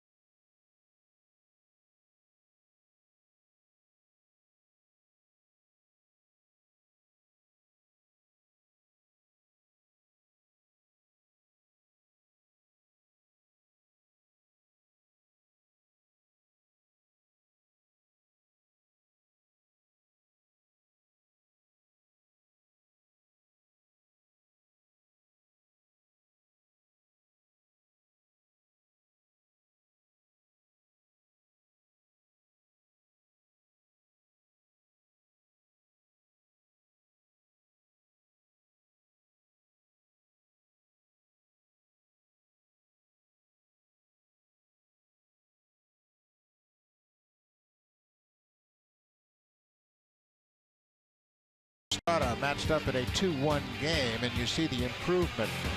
Last year, during the course of the season, his first 18 starts, Kevin Gausman had an ERA over 4, but boy, in his last 12 starts, Pat, he was dramatically under 3. What was the turnaround? It all had to do with fastball command. He was able to get his fastball inside, outside, use it whenever he wanted to, and get ahead, and then use those off-speed pitches as his finishing pitches. The splitter, like we talked about, but whenever you can command your fastball and throw it where you want to, especially when you throw as hard as Kevin Gausman, you're going to have success.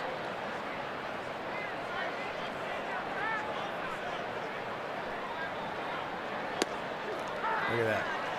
First pitch, fastball outside corner. Next pitch, fastball inside corner. Got Russell Martin talking to himself right now. He might be talking to the umpire.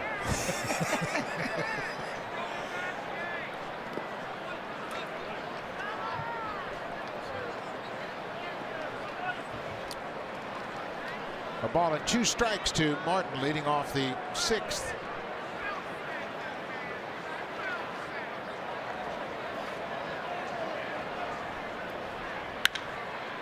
Ground ball right to Hardy at short. Cost the Diamond in time, Norway. This copyrighted telecast is presented by authority of Rogers Blue Jays Baseball Partnership and may not be reproduced or retransmitted in any form. And the accounts and descriptions of this game may not be disseminated without the express written consent of Rogers Blue Jays Baseball Partnership. Baltimore, Maryland, beautiful Oriole Park at Camden Yards. Buck Martinez along with Pat Tabler were in the 6th inning. It's a 2-1 Oriole lead. Steve Pearce had offered it both first pitches he has seen. He singled on the first pitch in the 2nd and grounded to 3rd on the first pitch in the 4th. So Gausman starts him off with a breaking ball. Now Pearce is in a hitter's count. Base hit for Steve Pearce. Welcome back to Baltimore. Pearce 2 for 3, and Buck Showalter quickly out of the Orioles dugout. That's going to be it. He's already made the call to the bullpen. Steve Pearce with a 1-out single to left. That will end the day for Kevin Gausman. He can win it. He can't lose it. And Buck Showalter will acknowledge a terrific start opening day for the 26-year-old right-hander. Michael Gibbons.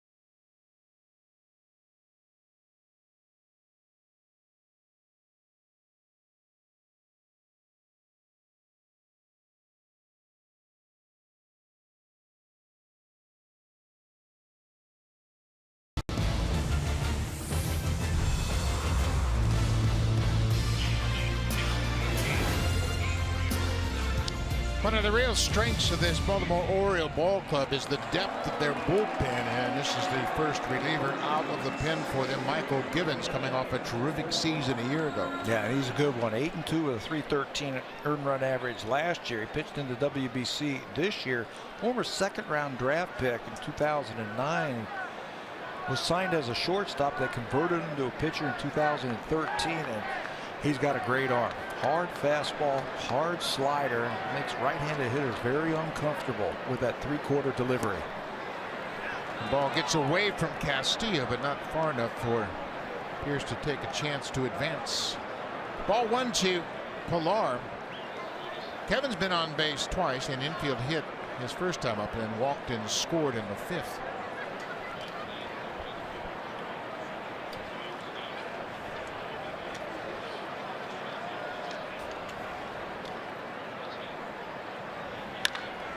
High fly ball deep to center. Jones is back. He's got room right on the track and hauls it in. Pierce gets back to the bag, 2 away now. Hey fans, don't forget MLB.TV Premium is your choice to watch every out-of-market regular season game live on over 400 supported devices. Plus, get a free subscription at Bat Premium, #1 app for live baseball.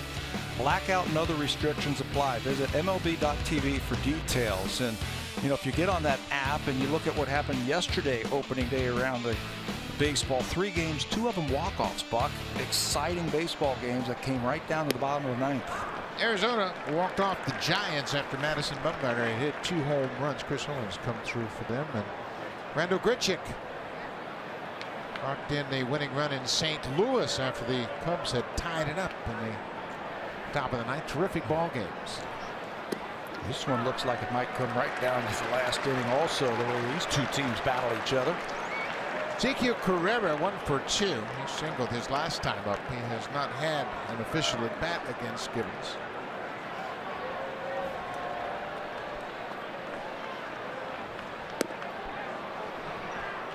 We mentioned the effectiveness of this Orioles bullpen, and Buck Showalter has put together quite a different crew. Lefties, righties, sidearmers, sinker ballers. A very different look from each and every one of these relievers. You know, and that is by design. He wants to give the hitters something different to look at from all of them. But the thing that he says he's most proud about, this team in the bullpen, is their health. They have stayed healthy over the last 5 years. 2-2, 2 outs. Downstairs, it's a full count. Blue Jays have done a good job of working the count here this afternoon. Pierce at first base. He'll have a little extra lead as Chris Davis is going to play behind him with 2 out.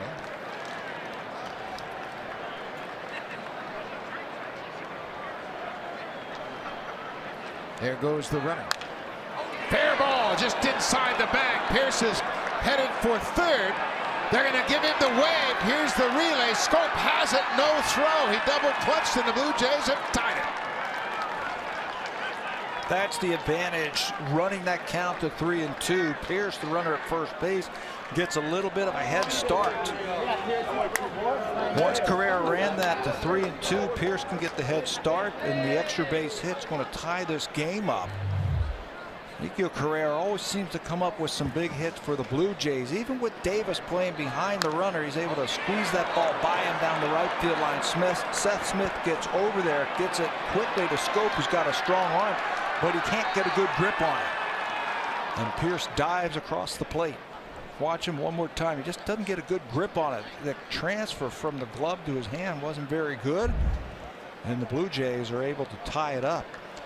It looked like when Carrera put the brakes on out at second base, he might have twisted his ankle. Watch him as he goes around the base, puts the brakes on, and then watch his ankle. Yes, sir, he rolled over that right ankle. George Poulos is out to have a look. Carrera going to test out that ankle, and very concerned John Gibbons, of course. Remember, the Blue Jays don't have an extra outfielder. Right. They released Melvin Upton Jr. to set their 25-man roster. They've got Goins and Barney, who have both played in the outfield, but they're not outfielders. Watch his right ankle right there as he put the brakes on and rolled over that ankle. And I hope it's nothing serious, but he is okay as he has tied it up with an RBI double. A 2-out double. Carrera 2 for 3 now. You know, if you're thinking of options for John Gibbons, they can bring in Justin Smoke to play first base and put Steve Pearce out there. He's not an outfielder. But right, he's not your classic outfielder. One more time, if you've ever done this where you put on the brakes and you roll that ankle, it's scary. It feels, sometimes you can feel that pop, but you can walk it off. If you stay on it, keep moving around, tape it up in between innings, you can play on it. Travis lifts the fly ball to left. Kim coming over in the alley, gets there, but the Blue Jays have tied it up. Steve Pearce, a one-out single, comes around to score on Carrera's RBI double. It's tied at 2 as we go to the bottom of the 6th.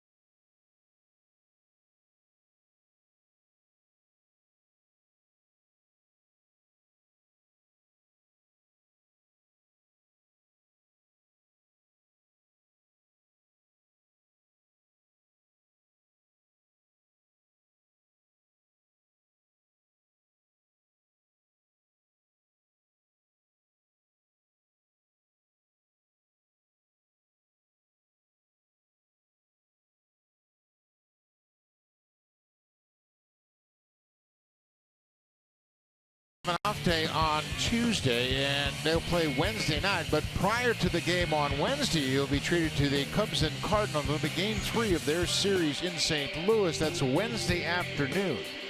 The Cubs and Cardinals, a great rivalry. John Lackey will go to the mound for the Cubs against Lance Lynn, a couple of right-handers in that 3rd game of that Cubs-Cardinals series.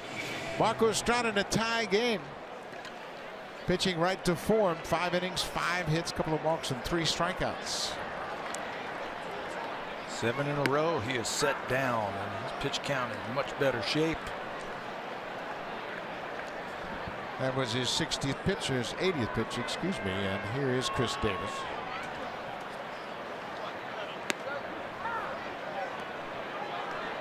Marco Estrada baffles hitters. There's no doubt about it. You say, okay, I'm going to look at the changeup, and he throws you a fastball. Got the heater past him, and I tell you what, you've been in this situation, hitting against tough pitchers. You go up there and you say, okay, well, I know what he's going to do to me, but I still can't do anything with it.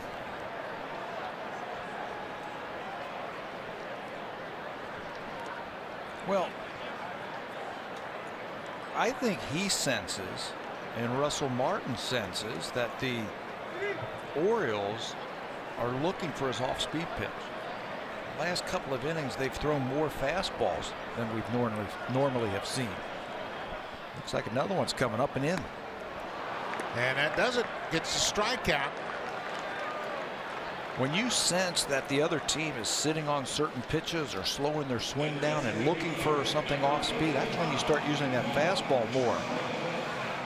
Well, Pete Walker loves the ability of the strategy mix and match during the course of the game. He's got one of the best behind the plate in Russell Martin, and this is that 4-seam fastball. Look at the spin on that thing upstairs.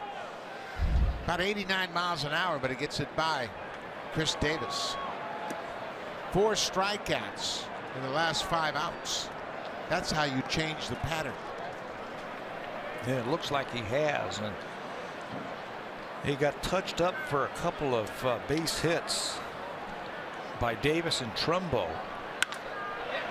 Hot shot, gloved by Tulowitzki. High throw. Pierce stays on the bag for the out. Tulowitzki caught that ball behind him. It was a short hop to his glove side, and he was able to pick it and then make a good throw. That ball looked like it might have been topped by Trumbo. And when it's got top spin like that and an in-between hop, you have no idea where that ball's going to bounce. But Tulowitzki did the right thing, played it on the side, and made it look easy. Good play on both ends. Tulowitzki and Pierce. 2 outs now. Here's the catcher, Wellington Castillo.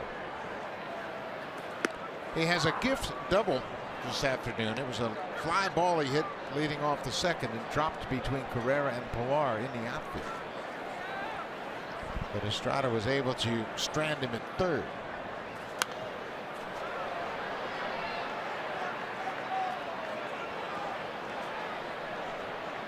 Time and time again, Marco Estrada pitches into the 6th, 7th, and 8th. And you sit there and go, man, this guy can flat out pitch.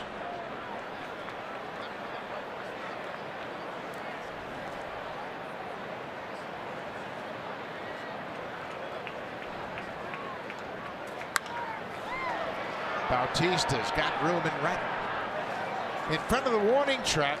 Good inning for Estrada. A shutdown inning after the Blue Jays tied it up.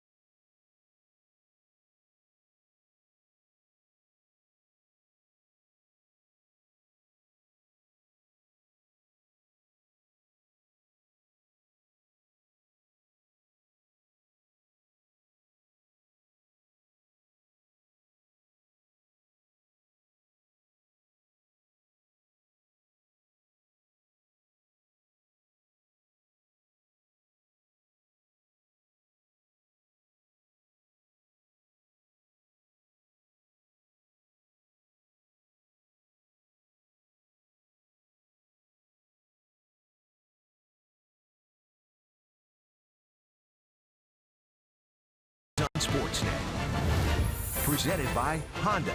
You can count on us to get home safe. Honda, official vehicle of the Toronto Blue Jays and proud fan since 1977.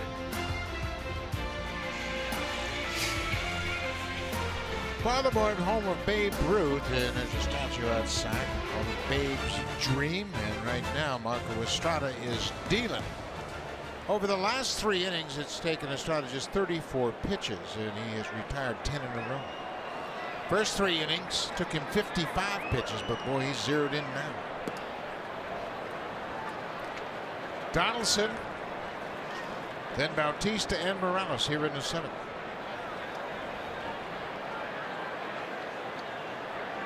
Orioles play Donaldson to pull on the infield. Waves at that breaking ball. He's the kind of guy, though, Josh Donaldson, when players and teams play that shift on him, he can go to right field as good as anybody if he wants a hit. Shoots it to that vacated spot at second.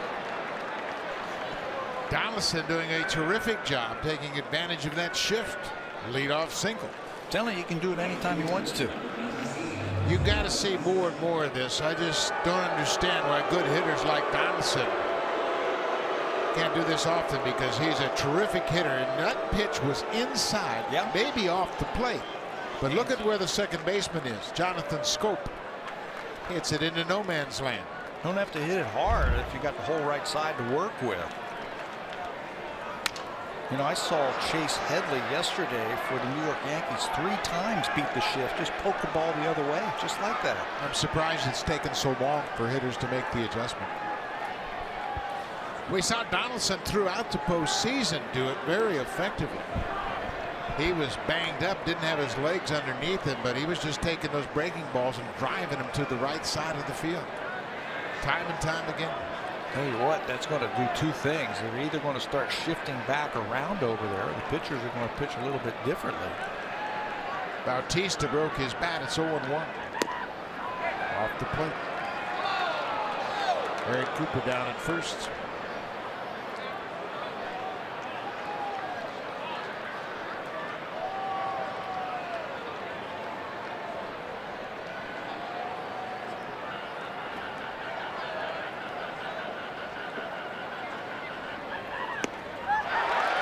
The top 6 in the Blue Jays batting order have managed just 2 singles. The bottom 3, Pierce, Pilar, and Carrera, have been on base 6 times in 9 plate appearances. Bautista with a mighty cut. He wasn't thinking about a single on that swing. He was thinking about untying this ball game. Oh, and strike 3.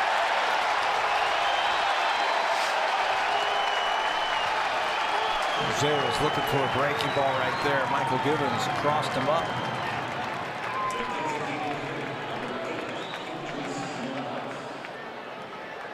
One away. Kendrys Morales had a bases loaded walk his last time up. There's that fastball to Bautista, and he was just looking for a different pitch.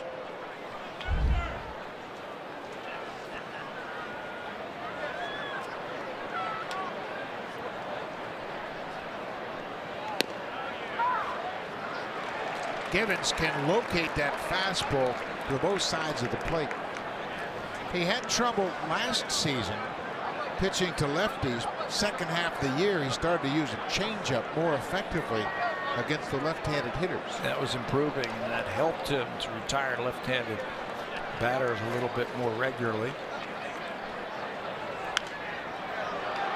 He's got a good fastball. The one thing about this bullpen that has really been effective, they pitch a lot of innings, but they don't make many appearances. So when they come into the game, they stay in.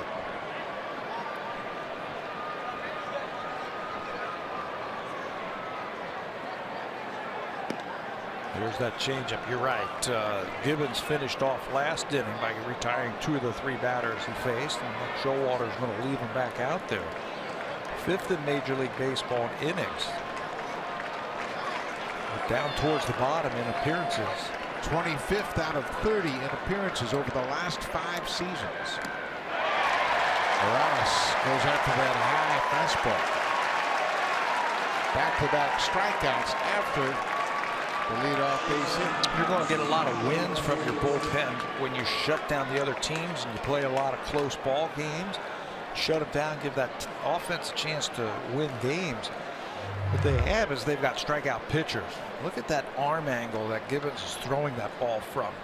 Almost sidearm, and it's rising up towards home plate at 95. Troy Tulowitzki. Joe Biagini loosening up in the Blue Jays bullpen.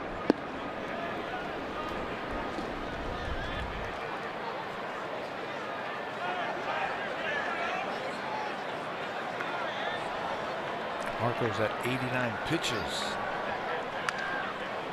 I don't know what they're thinking. If they're going to send him back out there or bring Biagini in to start the inning. Troy Tulowitzki 0 for 3 to this point of the ball game. We mentioned the top 6 in the Blue Jays lineup. Just 2 singles. Bottom 3, Pierce, Pilar, and Carrera, come up with 5 hits. Inside. It's a good fastball from a tough angle. That's why he's so tough on right-handers.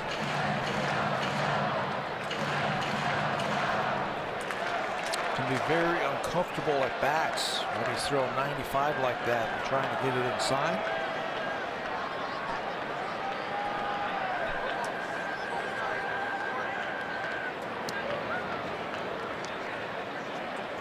Donaldson picked his spots very carefully in the stolen base department. He was 7 for 8 last season.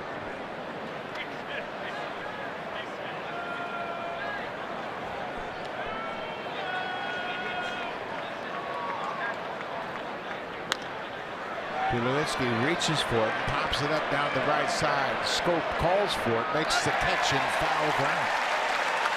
Michael Givens gives up a leadoff single, but Josh Donaldson is stranded at first.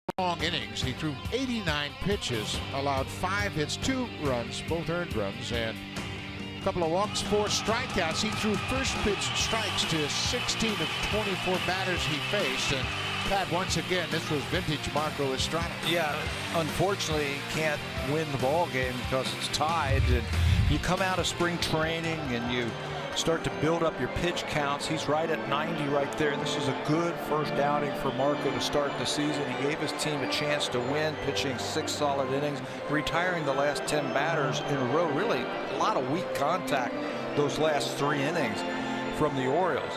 So Estrada's afternoon is done. Joe Biagini will come over, and what a pleasant surprise Biagini was last year in 60 games for the Blue Jays. He had a winning record at 4-3. His first loss was against the Orioles, actually, back in April of last season. A very good earned run average of 306. John Gibbons says, I can pitch this guy in numerous situations. He can be a bridge to my closer. He can be a multiple inning guy out of the bullpen because we have him stretched out. We can set him up. Remember that bullpen is down one big arm as they head into this afternoon's game. Roberto Osuna began the season on the 10-day disabled list. He won't be effective, won't be eligible to be activated until the 11th of April. That'll be the home opener against Milwaukee. So when asked who was going to close, John Gibbons said, we'll see. He said, I will use my pitchers according to the situation. And Pat, I think that's the best way to look at it. I don't think you need to make any announcements about who's going to close. Just let the game unfold and match up accordingly. Well, you got plenty of numbers that you can do that with. He even mentioned Joe Biagini. Told me today, he said, you know, hey, Joe could even close games if I need him to close games. So This afternoon, he's going to be a bridge, and he's going to be a guy who's going to have to hold it right there. Maybe you can get a couple of innings out of Biagini. He'll face the bottom of the lineup here in the 7th inning. Maybe you can get him through the 7th, maybe through the 8th inning. Blue Jays take the lead and get him a win. John Gibbons saw Joe Biagini and what he did during the playoffs. He held the opponents to a 120 batting average in the most pressurized games of the season. Joe is now 26 years old. He'll turn 27 on May 29th. Last year was his first season pitching above Double-A. He jumps ahead with a first pitch strike. Hyun-Soo Kim grounded out to short, grounded out to second, 0 for 2.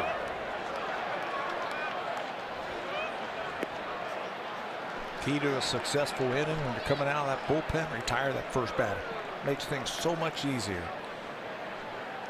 Biagini can make that ball sink. He's got an overhand curveball if you need that. He can cut his fastball.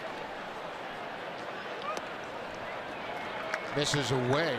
Marco Estrada retired the last 10 batters he faced in this game. And this is the most powerful lineup in baseball. Led the league last year in home runs. Some weak contact too.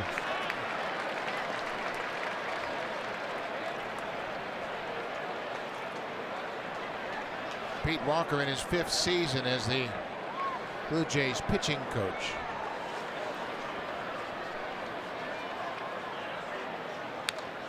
Foul back on the 3-1 pitch. The Blue Jays pitching has improved the last 3 seasons. They were 9th in the American League in 14, climbed up to 5th in 2015, and they led the league last year. Pete Walker does a terrific job. Full count. Ground ball. Travis to his right. He has time. 1 away. WestJet Plus includes extra legroom, food and beverages, and no middle seating. Sometimes you need a little treat for yourself. Book a Plus fare now at WestJet.com. A lot of Blue Jay fans on hand here this afternoon. And a great atmosphere. It always is here at this ballpark. And Blue Jays fans travel well. I'm sure they are enjoying this great ball game. Blue Jays will have tomorrow off and then close things out in a short 2-game series with a game on Wednesday night.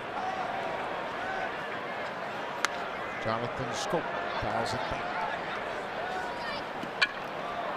Scope played with the Netherlands in the World Baseball Classic. They played their first round in Seoul, South Korea. They advanced to the second round in Tokyo, Japan. Made it to Dodger Stadium and lost. Little chopper back toward the mound. Scope saying it's a foul ball. And the umpires are not agreeing with him. And now Buck Showalter is going to come out. If it was off of his leg, why did he go halfway up to first base? Showalter coming out now, and Jonathan Scope broke right out of the box. And they're going to have an umpire conference here. Watch the reaction of the hitter. I don't think it hit him, and you see that he broke. Yeah. And then he thought, hey, I'm not going to make it to first base. I better try something here. It looked like it hit the dirt and then maybe clipped his toe. Well, I don't know. Hard to tell there. The umpires, obviously none of the 3 umpires in the field saw anything that would make them overturn the call. Gary Cederstrom is the crew chief of this crew. Whatever Buck said made him laugh. So Scope is out. 1-3 on the put-up.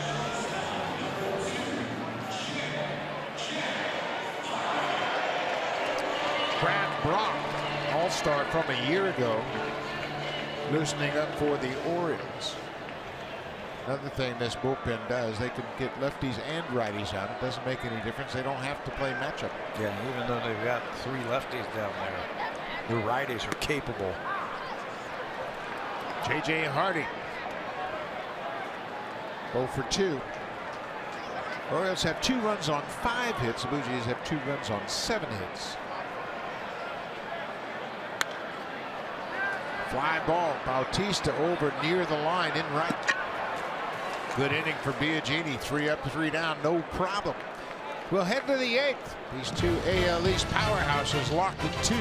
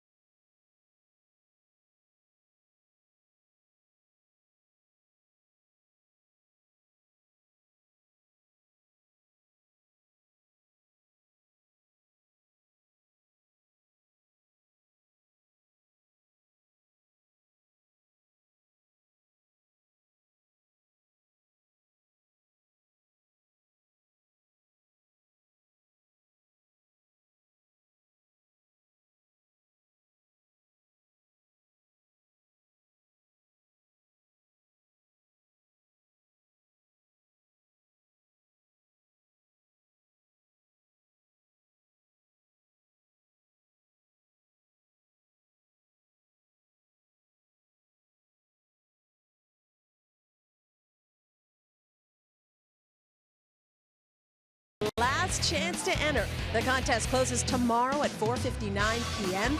You could win a trip to the Honda Home Opener April 11th at Rogers Center. That game is already sold out. Now post a photo or video of you showing your Blue Jays spirit along with hashtag Honda Home Opener and @Blue-Jays to Twitter or Instagram. Contest details and rules available for you at bluejays.com/Honda Home Opener. Bye. Just around the corner, we'll be back home on Tuesday, the 11th, for the home opener. New pitcher for the Orioles, Brad Brock, had a terrific season a year ago. Had a great first half. In fact, made the All-Star team for the first time. 10-4 for the season with a very impressive earned run average. Another one of those pitchers who comes in and just shuts you down with a funky, herky-jerky type of motion. Very tough on right-handed batters. You can see just a 126 average. He starts on that third base side. He steps across his body. Another defensive change. Joey Rickard into the ball game for Kim in left field. But Brock is tough. He can run it up there in the mid to upper 90s with a very difficult angle once again against right-handed batters. Russell Martin 0 for 3 with a couple of strikeouts. First pitch strike from Brad Brock. The composition of this bullpen has come in many different fashions. Brad Brock was a long reliever with the Padres. Tough pitch, didn't get to call. Zach Britton, their terrific closer, was a failed starter. We saw Michael Gibbons, as Pat mentioned. He was a converted shortstop. And Darren O'Day has become a real fixture in their bullpen. He was claimed off waivers. Fastball upstairs. So they have really mixed and matched, and they have put together a very effective bullpen, and it's been a 5-year run for this pen. One of the best. That's why it's so tough to play this team late in a game when you're matching bullpens, because they're so deep. 1-2 to Martin. Now it's 2-2. Brad Brock tied with Andrew Miller for the lead in wins out of the bullpen. They both had 10. Pretty good company when you're in the same class as Andrew Miller. He had 10 wins out of the pen. Michael Gibbons had 8 wins out of the bullpen.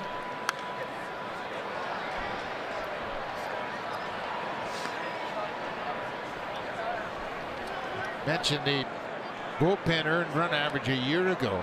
They were ahead of the World Series Cleveland Indians. Kansas City had another year The great bullpen. Mariners were good as well. Number 1 in the American League, 3rd in Major League Baseball.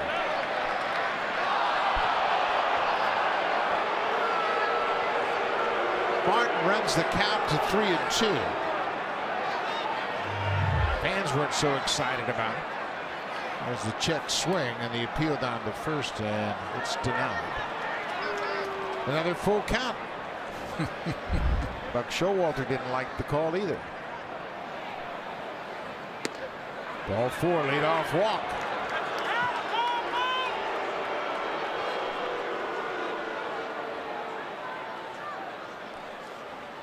Martin reaches base for the first time today.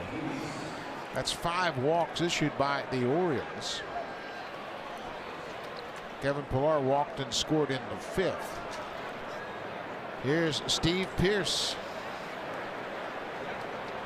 A very effective return to Camden Yards. 2 for 3 so far, and he's been swinging early in the count. Takes a pitch this time.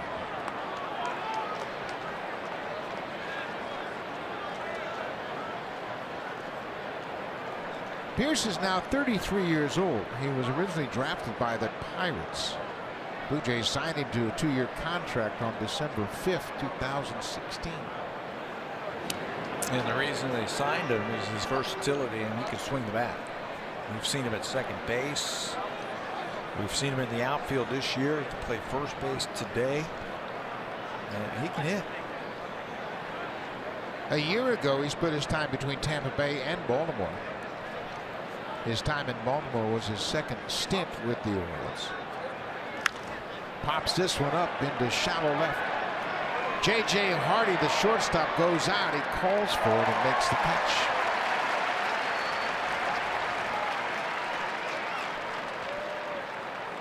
Brad Brock is interesting in that he's basically a high 3/4 delivery guy, but he pitches up. And he pitches up very effectively. Generally, when you see the pitcher drop his arm angle, it's going to be down in the zone with some sink, but he has enough zip to get it upstairs. He hides the ball so well. I told you, he steps across his body and then fires that ball almost like it's from behind him. So right-handed batter just can't pick the ball up. Boy, Kevin Pillar looks good at the plate, doesn't he? Quiet. Looks nice and quiet at the plate, not trying to do too much.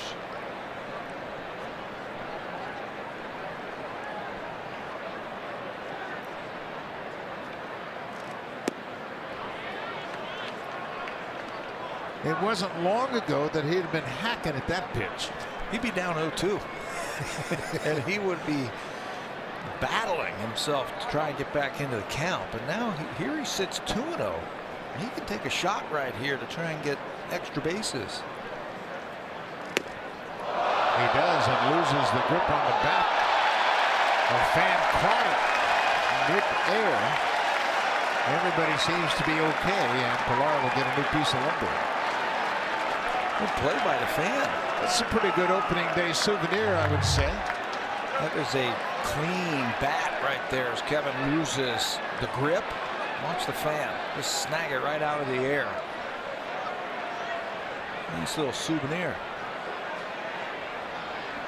That has to be such a strange feeling at the plate. You have to count in your favor. You take a mighty cut, and the bat flies out of your hands.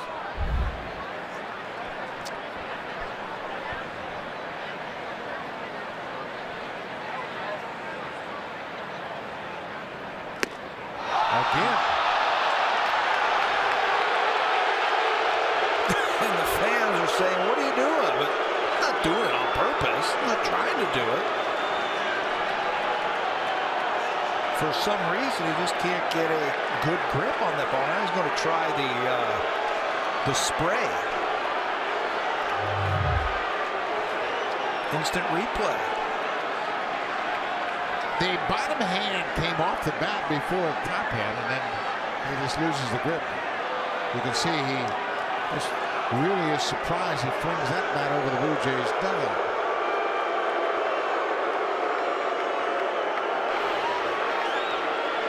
That time it wasn't a clean catch. Yeah, but he still has a clean bat. Look at that. It's hardly anything on it. That's a brand new bat, too.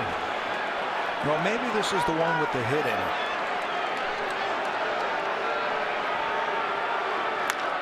Ground ball to second. Scope to Hardy for one. Back to first. Dug out of the dirt by Davis.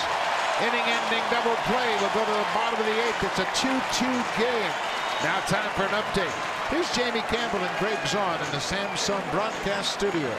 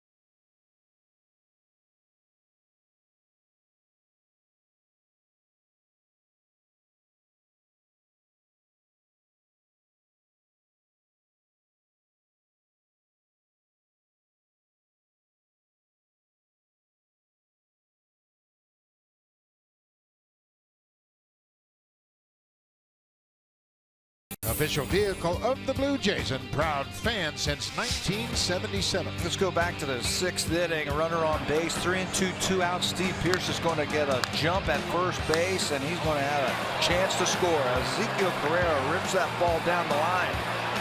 Pearce can circle the bases after Jonathan Scope drops the ball. That is why we are tied at 2, and that is this afternoon's drive of the game. Ezekiel Carrera with a couple of more hits today. He continues to impress. The more he gets to play, the better it seems he gets. He had a terrific postseason for the Blue Jays. Hit a home run against Yu Darvish in the series against Texas. And now he gets an opening day opportunity, and he has responded with 2 hits and RBI.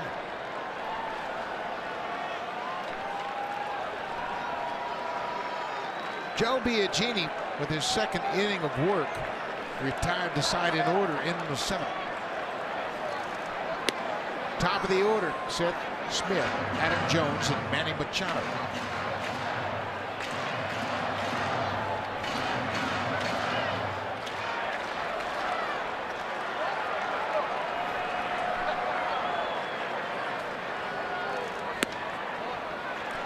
Yesterday, the Blue Jays had a optional workout here at Oriole Park at Camden Yards.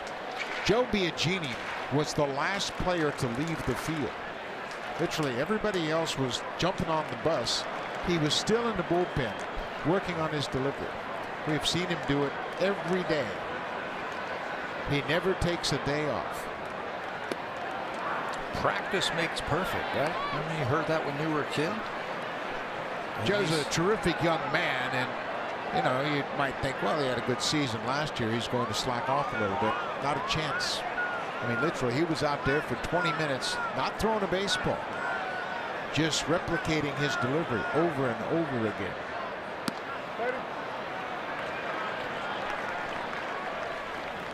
J.P. Howell, veteran left-hander, getting loose for the Blue Jays.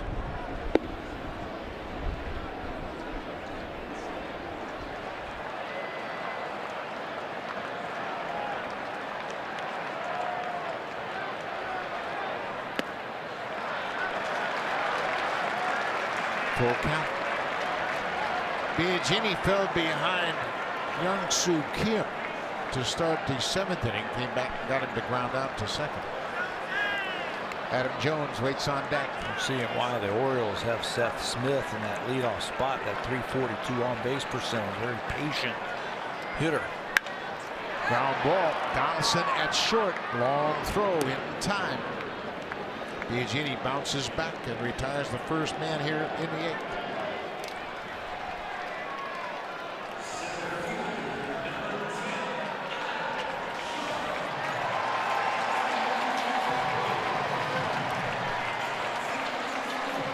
Adam Jones 1 for 2 with a walk. He walked and scored in the 3rd inning. He scored the 2nd Orioles run. Orioles scored 2 runs on 3 hits in the 3rd inning off Marco Estrada.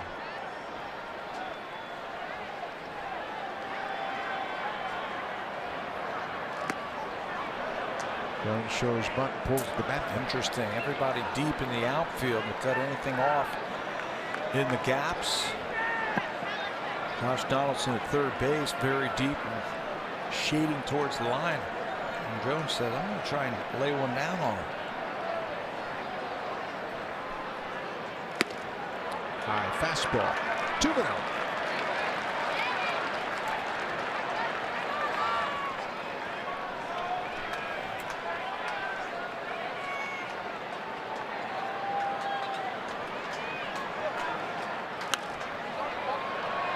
Little cutter that Jones fouled up. That's a perfect time to throw that little cutter right there. 2-0, tight ball game late. You just throw something to get it off the barrel. Throw the timing of that hitter off just a little bit.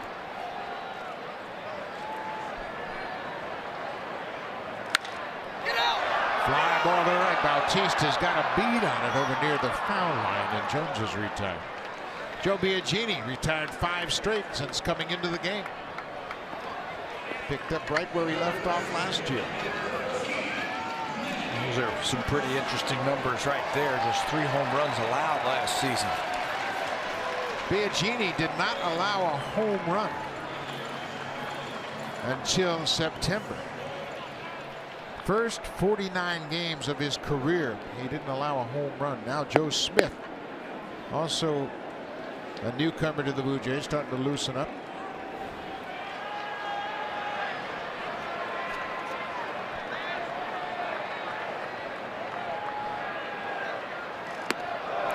Curveball got away from him. This is the one guy that you really worry about. Manny Machado just seems to come up with big hits against the Blue Jays in his young career. You know, he's already got 39 extra base hits against Toronto. He has been something, hasn't he? 13 home runs, 40 RBIs against the Blue Jays. In 69 games. Yeah, he's going to be good when he grows up. So you got to be careful with him. I get it.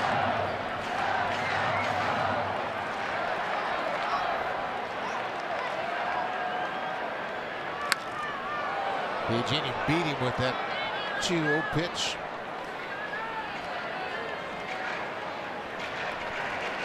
Zach Britton standing by, ready in the bullpen. Looks like he might come on to work the 9th, even if it's tied or not. Buck Showalter didn't use him in the wild card game. Cutter, rip to right.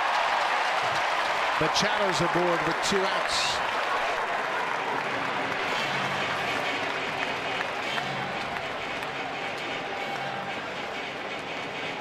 There's the call from John Gibbons. He has made the call to the bullpen for the left-hander. So Biagini retired 5 in a row before giving up the 2-out single to Manny Machado. The batter will be Chris Davis, and he will face the lefty J.P. Howell, who'll make his first Blue Jays appearance when we come back.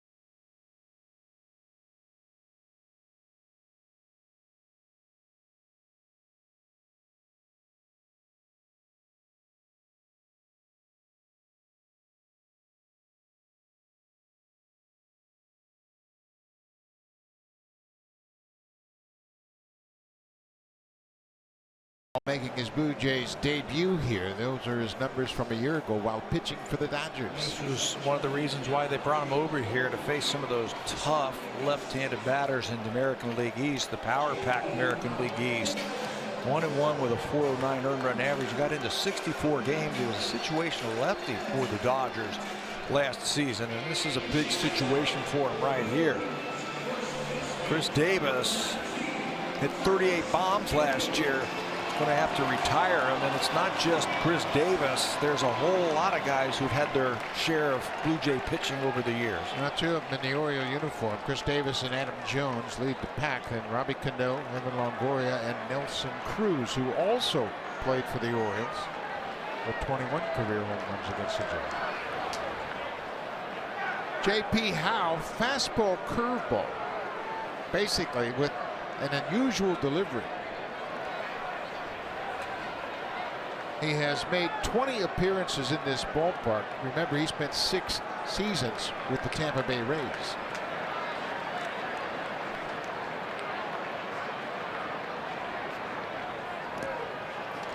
First pitch is in the dirt. The one thing you don't have to worry about really with the Baltimore Orioles is the stolen base. They just don't do it. They don't run. They like to sit back and slug it out. So if you're pitching right now, you don't have to worry too much about that runner at first base. This is the guy you want to think about. Big Chris Davis.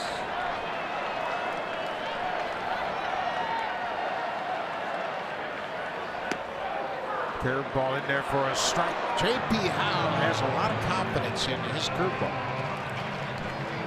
He can snap it off. He can drop it inside, drop it outside. He'll throw it anytime. Anytime in the count. When he's ahead, when he's behind.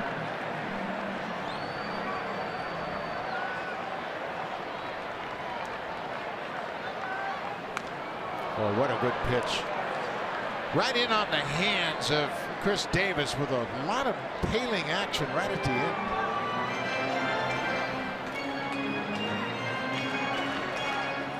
You see Chris Davis thinking about that last swing.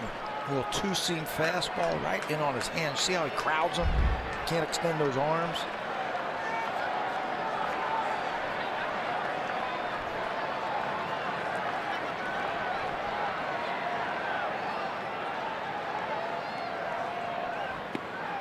Curveball missed down and away. This is the great chess match. Pitcher, catcher putting their heads together to neutralize a potent bat. 8 of his 38 homers last year came off left-handed pitchers. Go inside, tie him up again.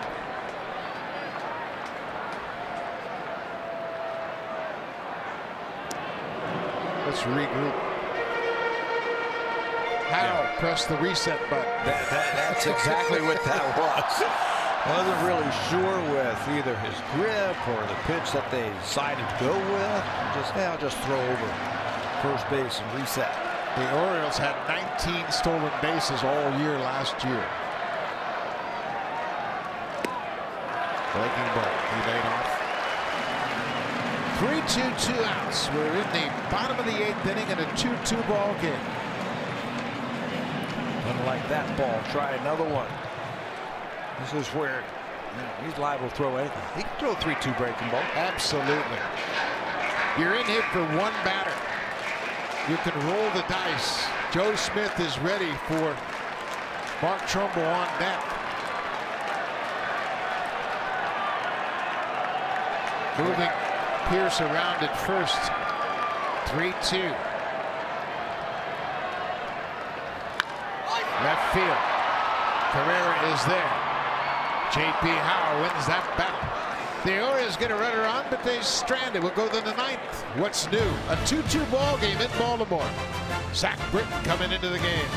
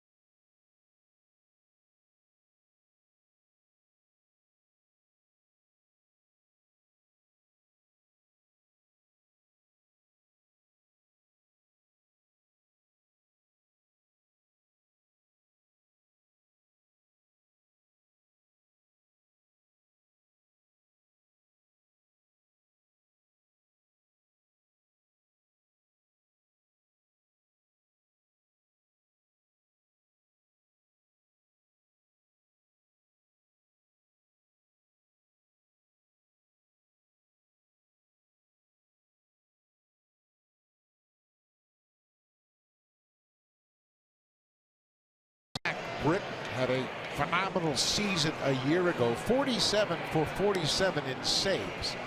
Look at the opponent's batting average. 155 the right-handers.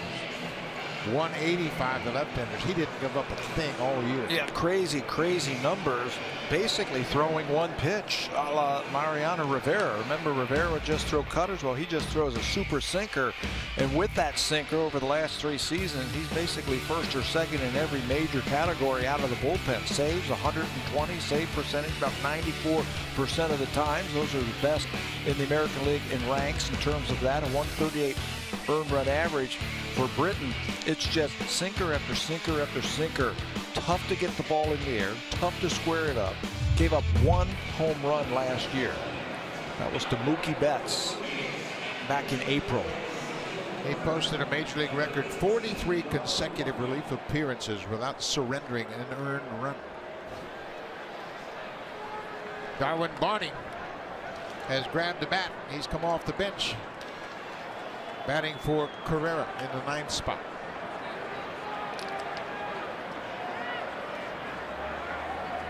Two-2 ball game. We're in the 9th. First pitch strike. Barney 1 for 3 going head-to-head against Zach Britton.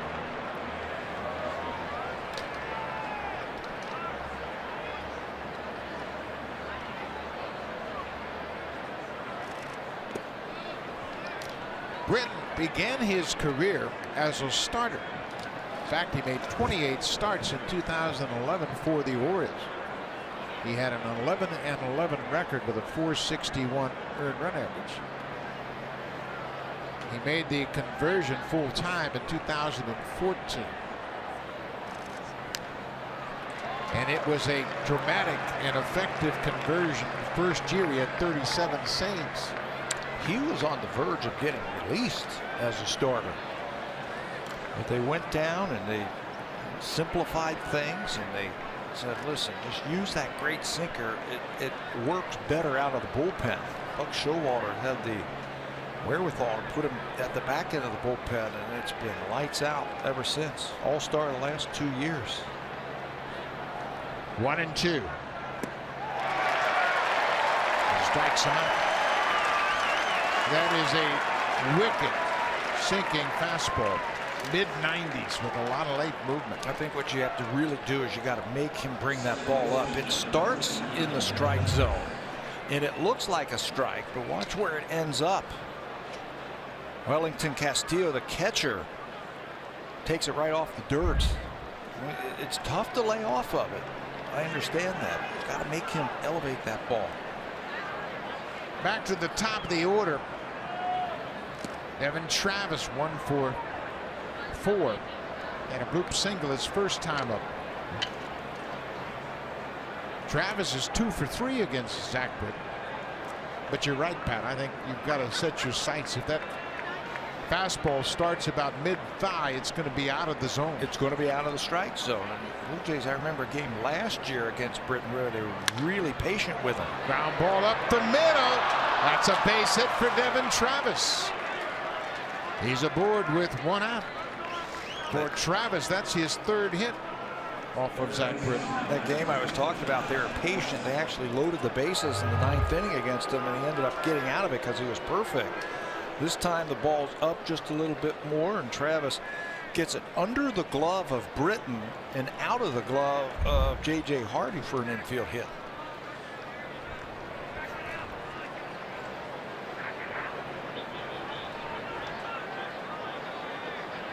A 1-out base hit. Now Josh Donaldson will step in. JD had a base hit to lead off the 7th, but never moved past first. He's 1 for 3 with a walk today. Ground ball, base hit through the left side. First and second, 1 out. JD's been on 3 times. His last 3 times up. Setting the table for Jose Bautista and Kendrys Morales.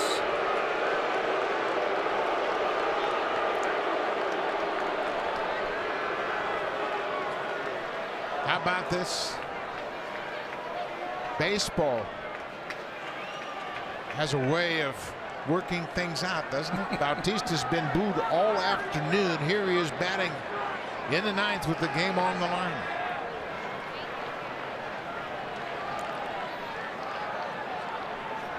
Jose has 9 at-bats against Britton. 2 hits. Jose's going to get a good at-bat here. He's going to make him get that ball up. There's Dan Duquette, the general manager of the Baltimore Orioles.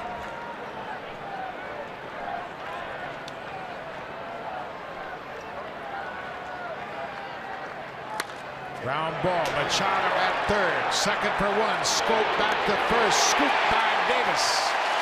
An inning-ending double play. Brad Brunk got a double play to end the 8th. Zach Britton doubles up Bautista to end the 9th.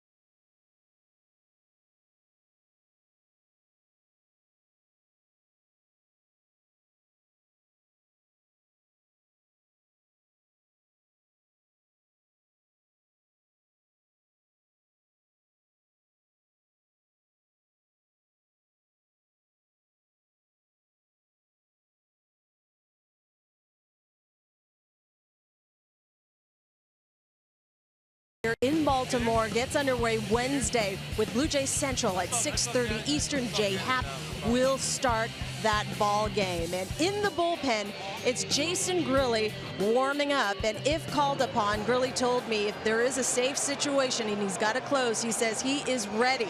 He's done it before. And he has 78 career saves under his belt with an opponent's average just a tick north of 2. Grilli telling me that the best way to show Roberto Osuna support as a group is they're going to have to pick him up during these ball games. But thank you very much, Hazel. And here's another relief pitch. It's the third reliever to work for the Blue Jays. Joe Smith coming on to make his Blue Jays debut. J.P. Howe retired Chris Davis, the only batter he faced here this afternoon. Now it's over to Joe Smith. Joe spent time last season with the Los Angeles Angels and the Cubs. He got into 54 games. He got an ERA about 3.5.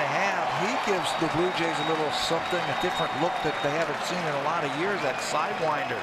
He can sink it, a little bit of a slider. Darwin Barney came in as a pinch hitter. He takes over defensively in left field. 2-2 ball game, bottom of the 9th. We have been in this situation before in this ballpark. These two ball clubs, they go toe-to-toe every time they meet. It'll be Trumbo Castillo and Joey Rickard. One pitch, bouncing ball to short. Tulowitzki to Pierce, one away.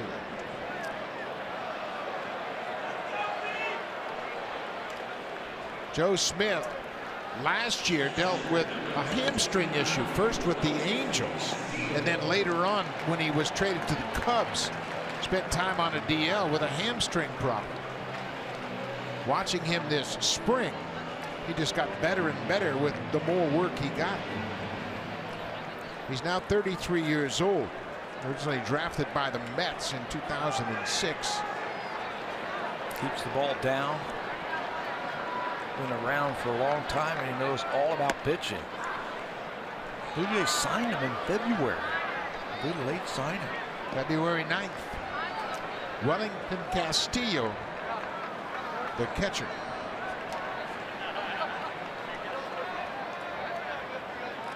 Castillo is 1 for 3.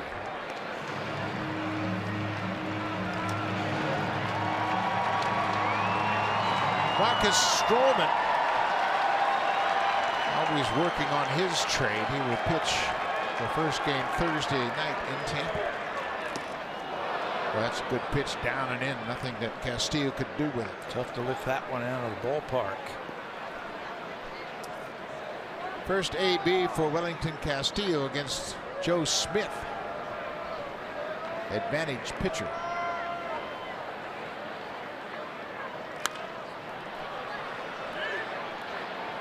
Smith throws that slider, and it actually seems as though it rises. So you really got to stay on it. But the key to his success is throwing strikes with his fastball inside. Down where he can get his share of ground ball outs. But you're right. Slider that can go down and away. He can get you out up in the zone or down in the zone because of that arm angle.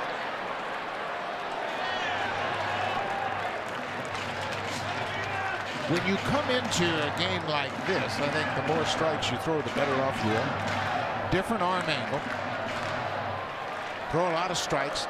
Batters never faced you before. Just keep pounding that strike zone. Another 1-2 pitch. Looped into center. That's going to drop for a base hit. Castillo, the second hit of the afternoon. You know, not every good pitch is an out. I thought that was a really good pitch. They're going to set up off the plate. Look where Russell Martin is. Off the plate, up and away, and Wellington Castillo got a double his first time up on a ball that fell into the outfield. This time, as Joe Smith comes from down under, gets just enough of that ball, drop it into the outfield.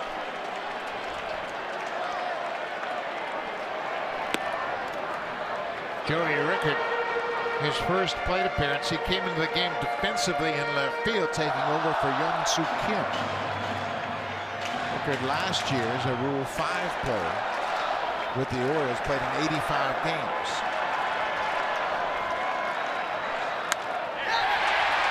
Right field, Bautista makes a diving grab. They've got a shot at Castillo, and they will double him up.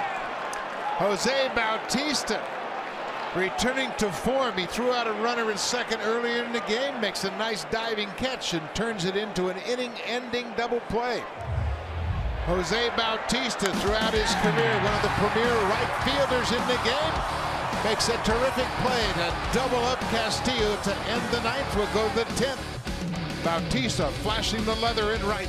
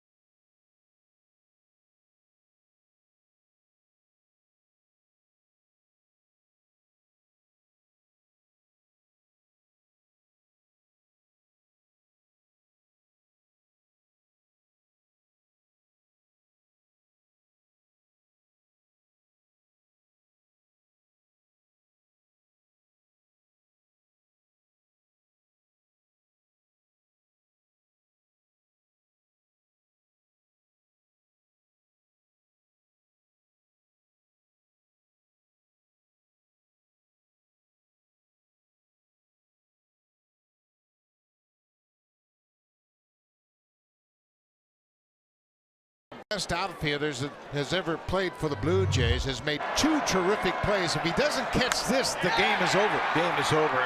Joey Rickard bidding for extra bases and a game winner, slices that ball to right field, and Bautista read it beautifully, read it quick. Morales goes after the first pitch from Britton and grounds out to third. But Jose got a great jump on that ball. That ball slicing away from him. Stay right with it. If that ball gets by him, game's over.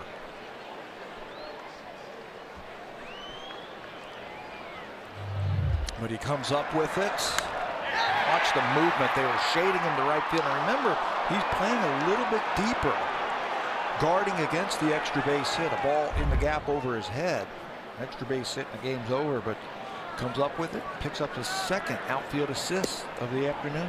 Tell you what, you've got to be confident to dive for that ball, because if it does get by you, Castillo's going to come all the way around from third and score. You got no backup down that right field line.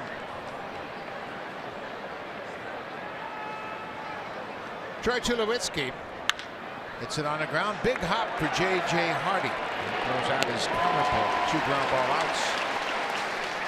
You can see why Zach Britton has been so tough. 79% of the balls in play against him are ground balls. That's number 1 in major league relievers.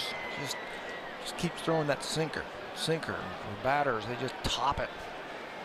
Get it on the ground.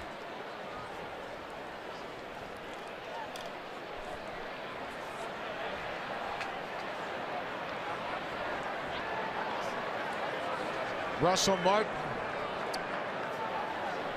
He's 0 for 3 with a walk.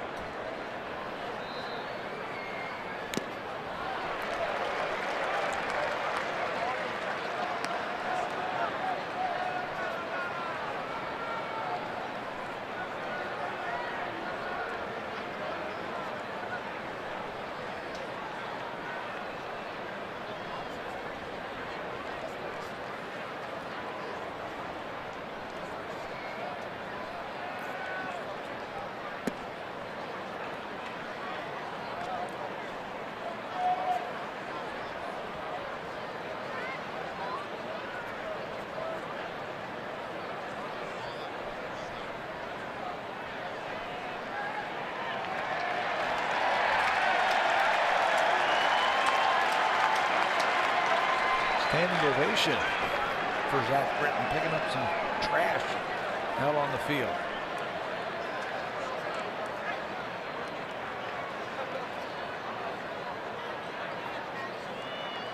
One to Martin. Well, that is such a tough pitch. He does such a great job of starting at bottom of the zone.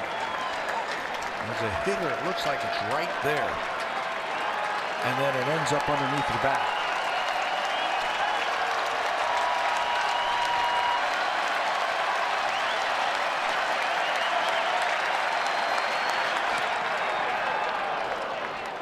Blue Jays were 4-9 in extra inning games a year ago. Yeah, they were tough.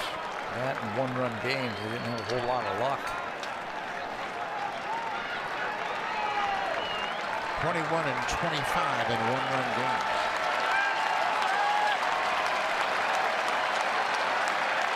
Zach Britton in his second inning of work. Had a couple of base hits in the ninth, but got a double play to end it.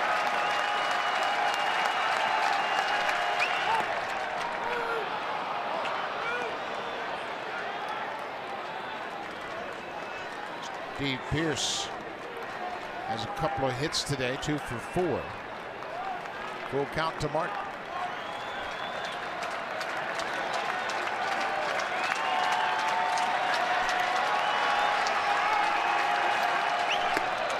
Ball 4. Martin walks for a second time. 6 walks now issued by the Orioles.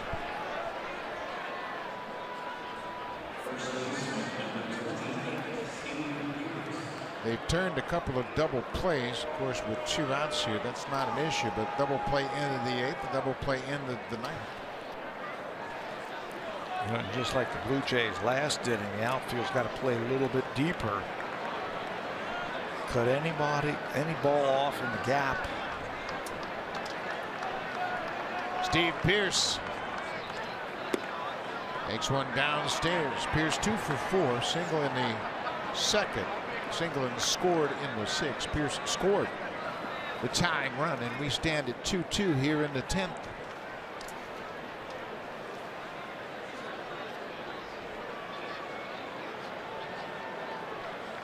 Pierce just 2 at bats against Britton. He has a hit. He's 1 for 2.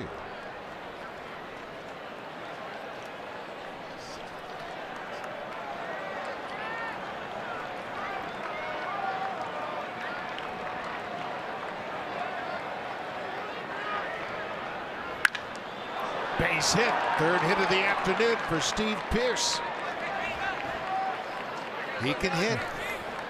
That fastball was up. There's a perfect example of the best way you can approach Britton. Just hope he gets one upstairs. Make him get that ball up there, because he's going to throw it down there. And you keep swinging at it, he's going to keep throwing it down there. At that time, it was up. Tyler Wilson up for his 2nd time this afternoon. He was up early in the ball game.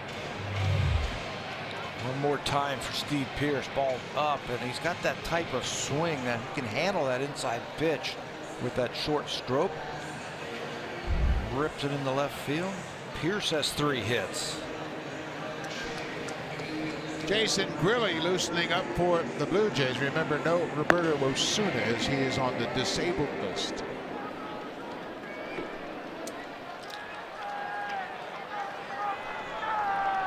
Blue Jays have had runners on base all afternoon. They've stranded 10 so far. They've got 2 aboard now with 2 outs here in the 10th. Kevin Pillar.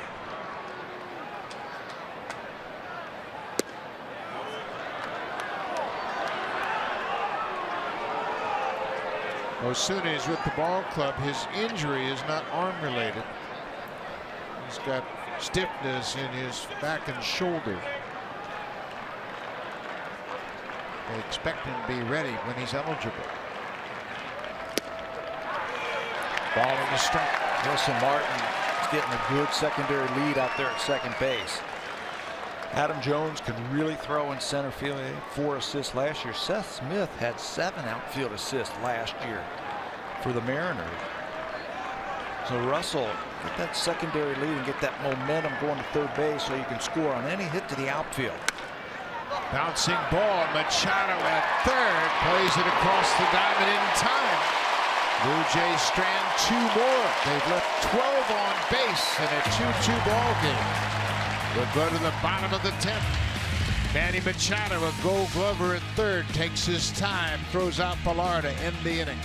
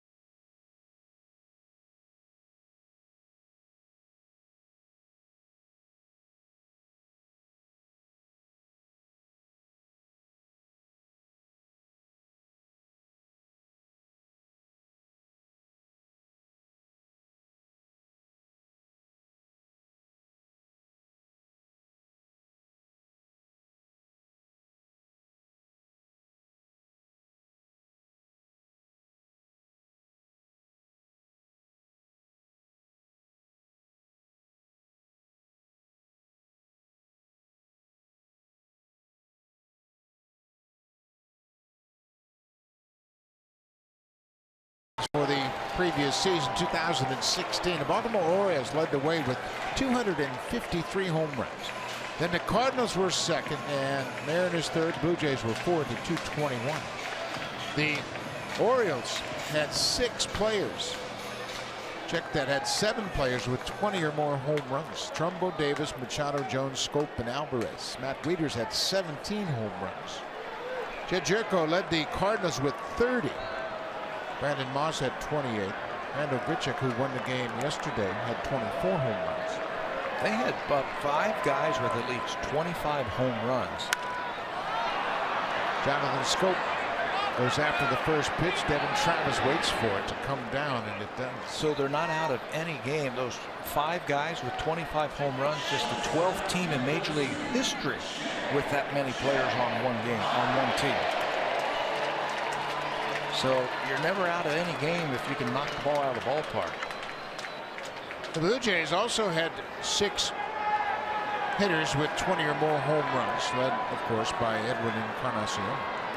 Edwin had 42, JD had 37, and Saunders and Tulowitzki had 24. Bautista 22 and Martin 20.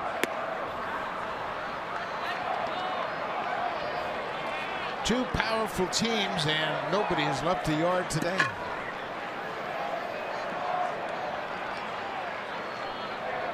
Last year they averaged about 3 home runs a game every time they met. I think they had 57 home runs in the 19 games they played. Testimony to good pitching. Bautista is right there to take that line drive off the bat of J.J. Hardy.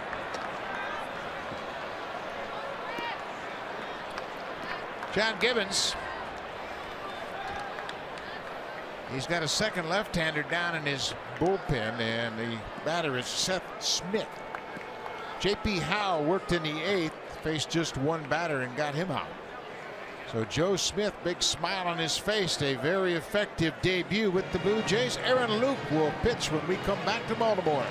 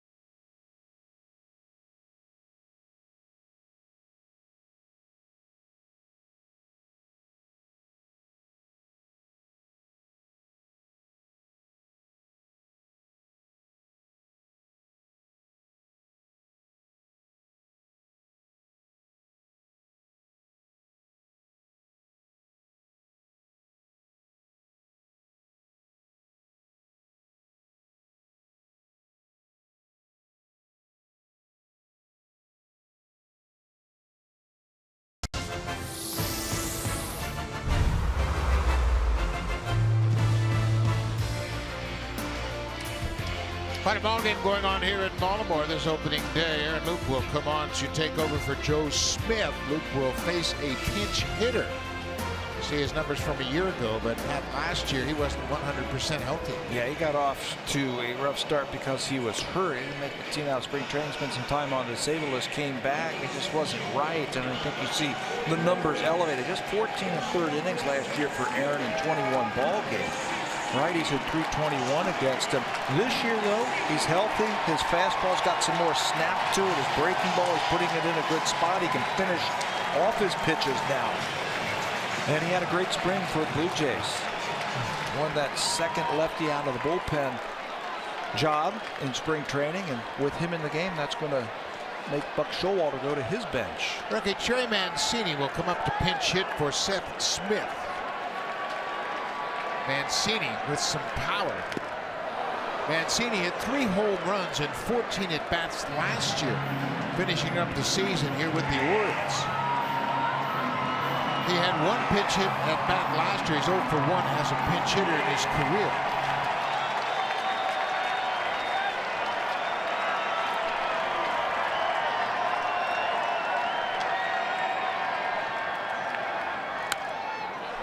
Luke got that ball in on his hands and tied him up. That's what I mean about he's able to finish his pitches now. He can reach out there and get that ball in there if he has to against righties.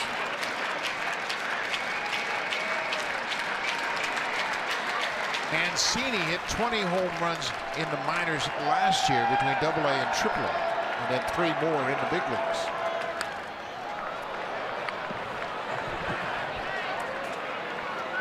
Luke's last pitch was 92, and we didn't see that very often a year ago.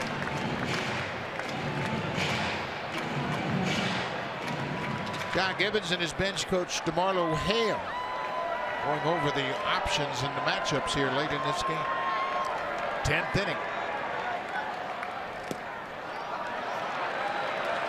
Breaking ball. That's a Martin. Dropped it. Marco Estrada. Another terrific start. His first opening day start. He allowed 2 runs on 5 hits over 6 innings. Got stronger. Got stronger as the game went on. Finished up retiring the final 10 batters he faced. Up the middle, base hit for Mancini. Pilar was deep. He has to get it in quickly.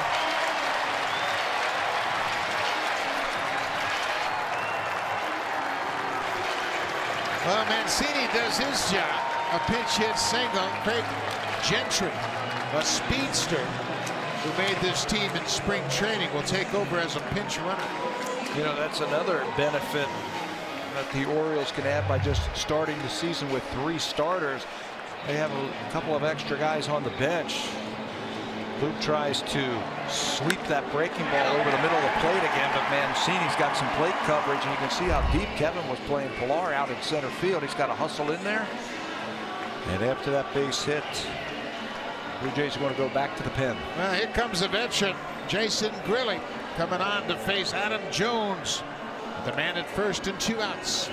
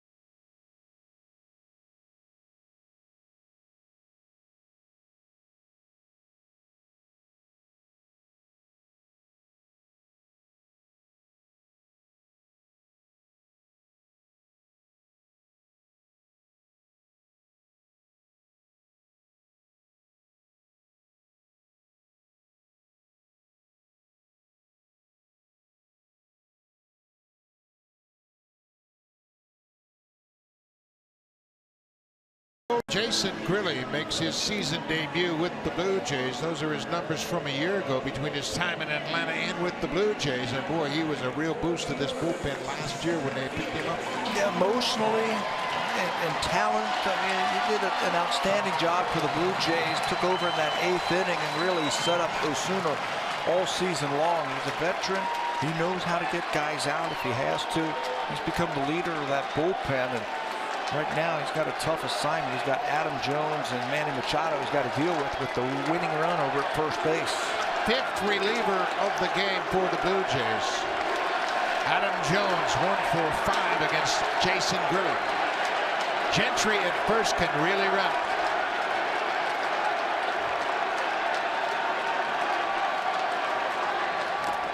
Boy, Grilly did a good job. He unloaded that ball in a hurry before Gentry had any time to get a jump. Well, you put a runner over there who can steal you a base, but more importantly, anything in the gap, you got a little bit more speed where you can try and score him from first base. Gentry, like you said, Buck, can really run. For his career, he's had 77 stolen bases. He's only been thrown out 13 times. Outfield very deep.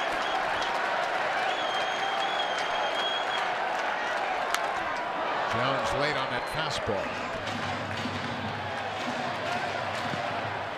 Gentry had 24 steals for the Texas Rangers in 2013 and just 246 at-bats.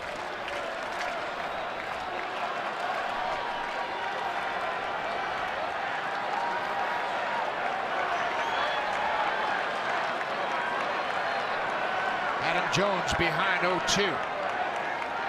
There goes Gentry. Ground ball hit to Tulowitzki. He gathers it up across the diamond, and we will go to the 11th. Jones hit it hard, but right to the shortstop.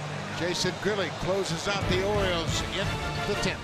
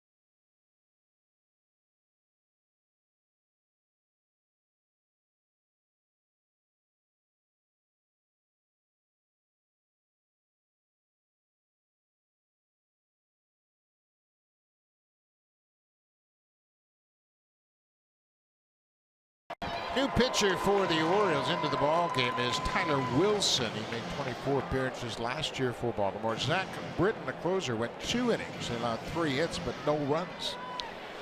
And Wilson, who has started some games, and he's a long man out of that pen. We've seen him do that in the past also. He will take over here. Buck Showalter was able to coax 2 innings out of his closer. Zach Britton gave up 3 base hits. So now he turns it over to Tyler Wilson. Greg Gentry stays in the ball game after pinch running for Trey Mancini. He will take over in right field. The Blue Jays are going to counter the new pitcher with a pinch hitter of their own. Gentry came in as a pinch runner. Now he's in right for Seth Smith. Justin Smoke will bat. This is for Ezekiel Carrera, the left fielder, which means Smoke will stay in the game, play first base, and Pierce will go to left field.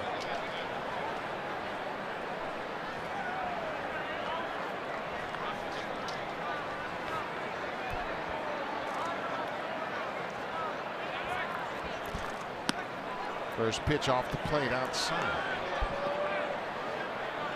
Darwin Barney is currently in left, and obviously there are some. He's pinch hitting for Barney, so Pierce has to go to left. Yep, and that'll be the move. Tyler Wilson, you mentioned that he made some starts for the Baltimore Orioles, so he's a 4-pitch pitcher. He's got them all: fastball, curveball, changeup, slider. Doesn't overpower you. Get yourself into a hitter's count like Justin Smoke is. That's where you try and rip one. Got a good cut. Smokey's been hitting the ball hard. Been hitting the ball hard to left field. staying on the ball, getting on the fastball. He looked good that last week of spring training. 2 balls and a strike. Smoke leading off the 11th. Be careful in there. Got underneath that, fouled it out of play. It's now 2-2.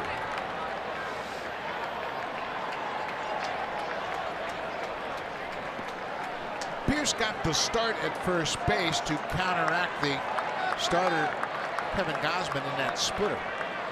Pierce has had a terrific day at the plate, 3 for 5 so far in this game. 2-2 pitch. Strike 3 caught. Wilson. Surprise Smoke with a fastball. A couple times that we have seen that this afternoon now by the Oriole pitchers, throwing something different that the Blue Jay batters were looking for. Smoke looking for breaking ball, and he gets a cut fastball that splits home plate. High enough. 1 down. Devin Travis 2 for 5. A couple of singles.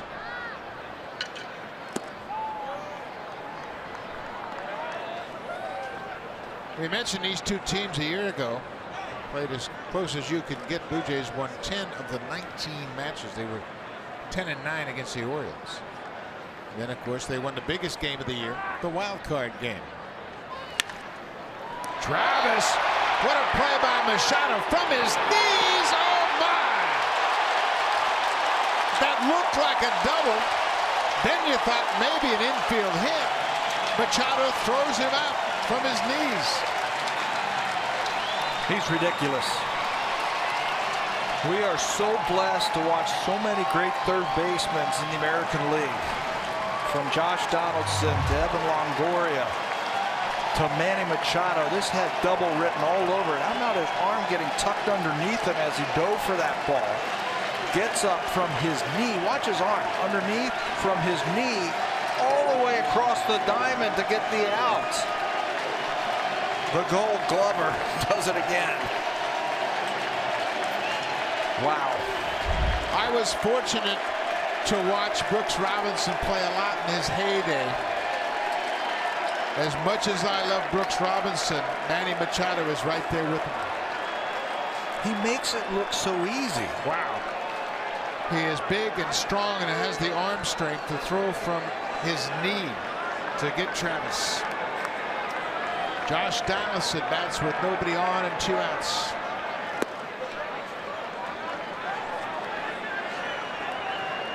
The game is blessed with so many good young stars.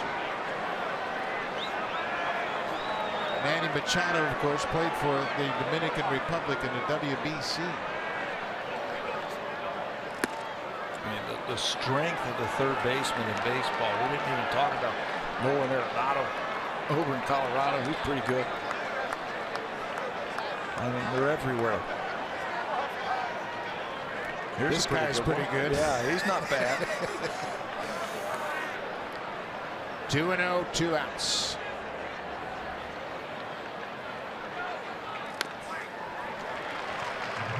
Well, when you talk about MVP, certainly you have to consider these 2 third basemen any conversation you have. Donaldson won the American League MVP in 2015. Manny Machado and Donaldson finished 4th and 5th respectively. Trout, Mookie Betts, Jose Altuve. We are blessed to see some terrific players every day. Kyle Seager in Seattle, Adrian Beltre in Texas. Seager had 30 home runs last year. Nobody even talks about him. No. I mean, there's so many good third basemen in the American League. And that's the gold standard there. Brooks Robinson, of course, was a terrific third baseman for years. The Gold Glover year in and year out. Donaldson lines it to left. Wicker plays it on a hop. He was backed up against the fence in left. Donaldson has 3 hits. Who needs spring training? JD, 3 for his last 3 at bats.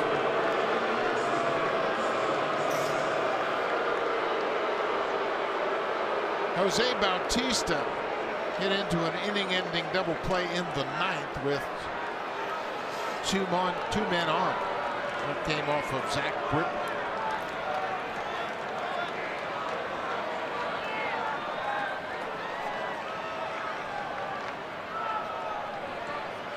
Bautista has been a problem for Wilson. Jose is 3 for 4 against the Orioles relief pitcher.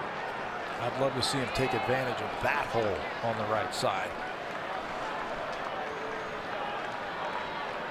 You hit one soft to the right side. Donaldson's going to be on third base. Machado at third goes to second. That'll end the inning. The Blue Jays have stranded 12. Manny Machado putting on a show with his glove. He robs Devin Travis of extra bases and throws him out at first.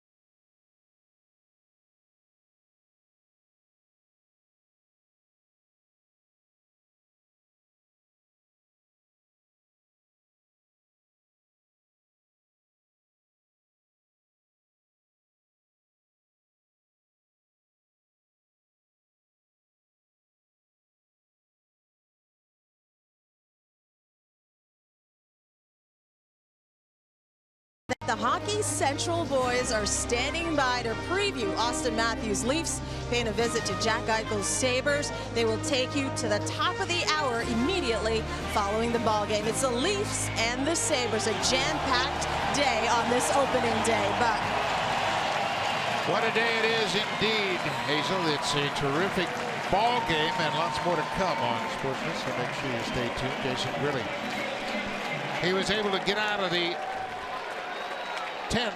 Now he starts the 11th. Here is Manny Machado. Justin Smoke moves into first. Steve Pearce goes from first to left.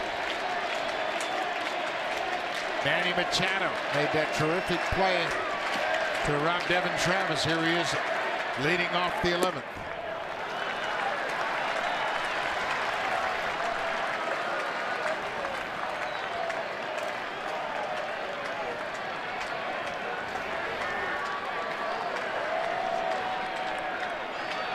Machado doesn't turn 25 until July 6th.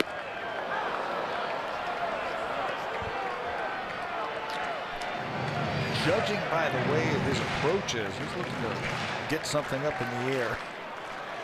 That front side is opening up pretty quickly, and I think really sees that. He's dished him a couple of breaking balls. 1-1. Jammed him. Popped him up. Travis going out, calls for it, and makes the catch. Really got that fastball inside and jammed Machado.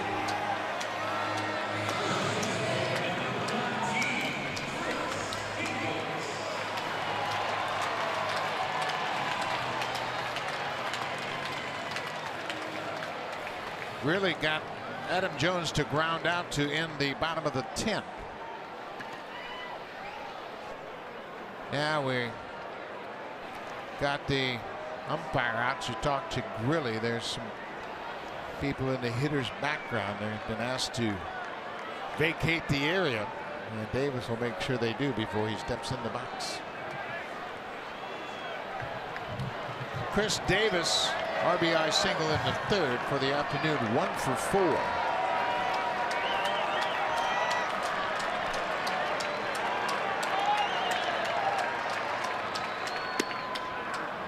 First pitch strike. They don't have their share of strikeouts, these two, Davis and Trumbo. As you make a mistake, they can make you pay.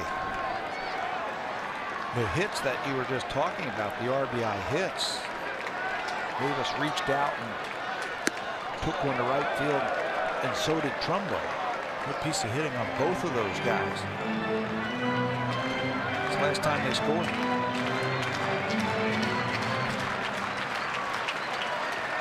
Ball and a strike to Chris Davis.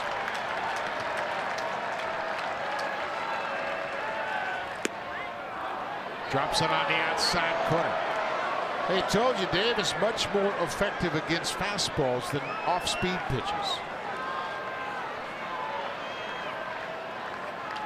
Take a shot inside like he did with Machado. If you feel like he's looking out there, maybe you better get it in there. There it is.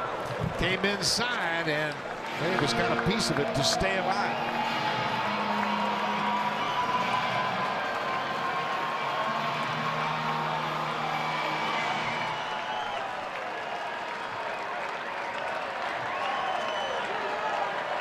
These two were teammates in Pittsburgh. They know each other very well. They think alike. 1-2. Breaking ball, he gets him in the dirt. Russell will complete the strikeout with the throw to first. What a great sequence right there from the veteran Jason Grilli. Backdoor slider for a strike. Fastball in on his hands. And then you saw the patience of Russell Martin as he waited for Grilli. Then he looked at Davis. And then you throw the breaking ball inside. As a hitter, you think it's another fastball coming in there. You can see the wild swing from Davis. Great sequence. Not out of the woods yet. Got to deal with Mark Trumbo. Trumbo had an opposite field RBI double in the third. The Orioles scored 2 in the third. Blue Jays scored a single run in the 5th and 6th, and no one has scored since. We're in the 11th.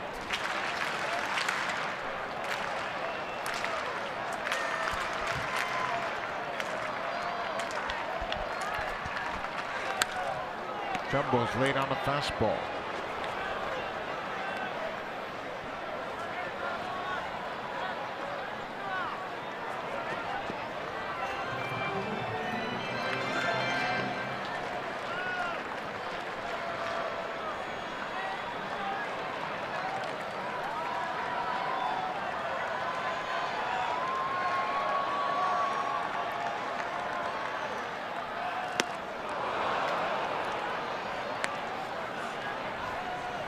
Pitching.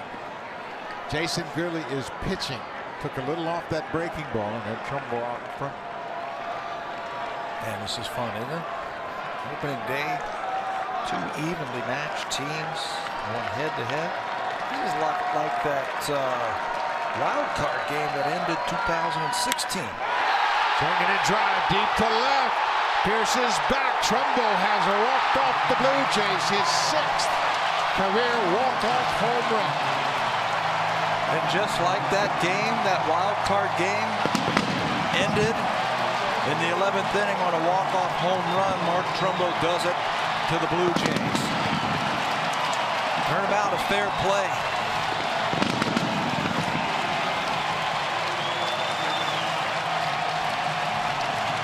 The reigning home run champ in the American League. It's his first of the season. Trumbo did not have a home run in spring training. A disappointing finish to this ball game for the Blue Jays. They had plenty of opportunities, just couldn't come up with a big hit. They left 12 runners on base. And the one big hit, the Orioles get it. Breaking ball. Jason Grilli wanted that ball a little bit further out. It stayed over the middle of the plate, and the home run champ knows what to do with that. Puts it about halfway up the bleachers in left field, and the Orioles have their first win of the season.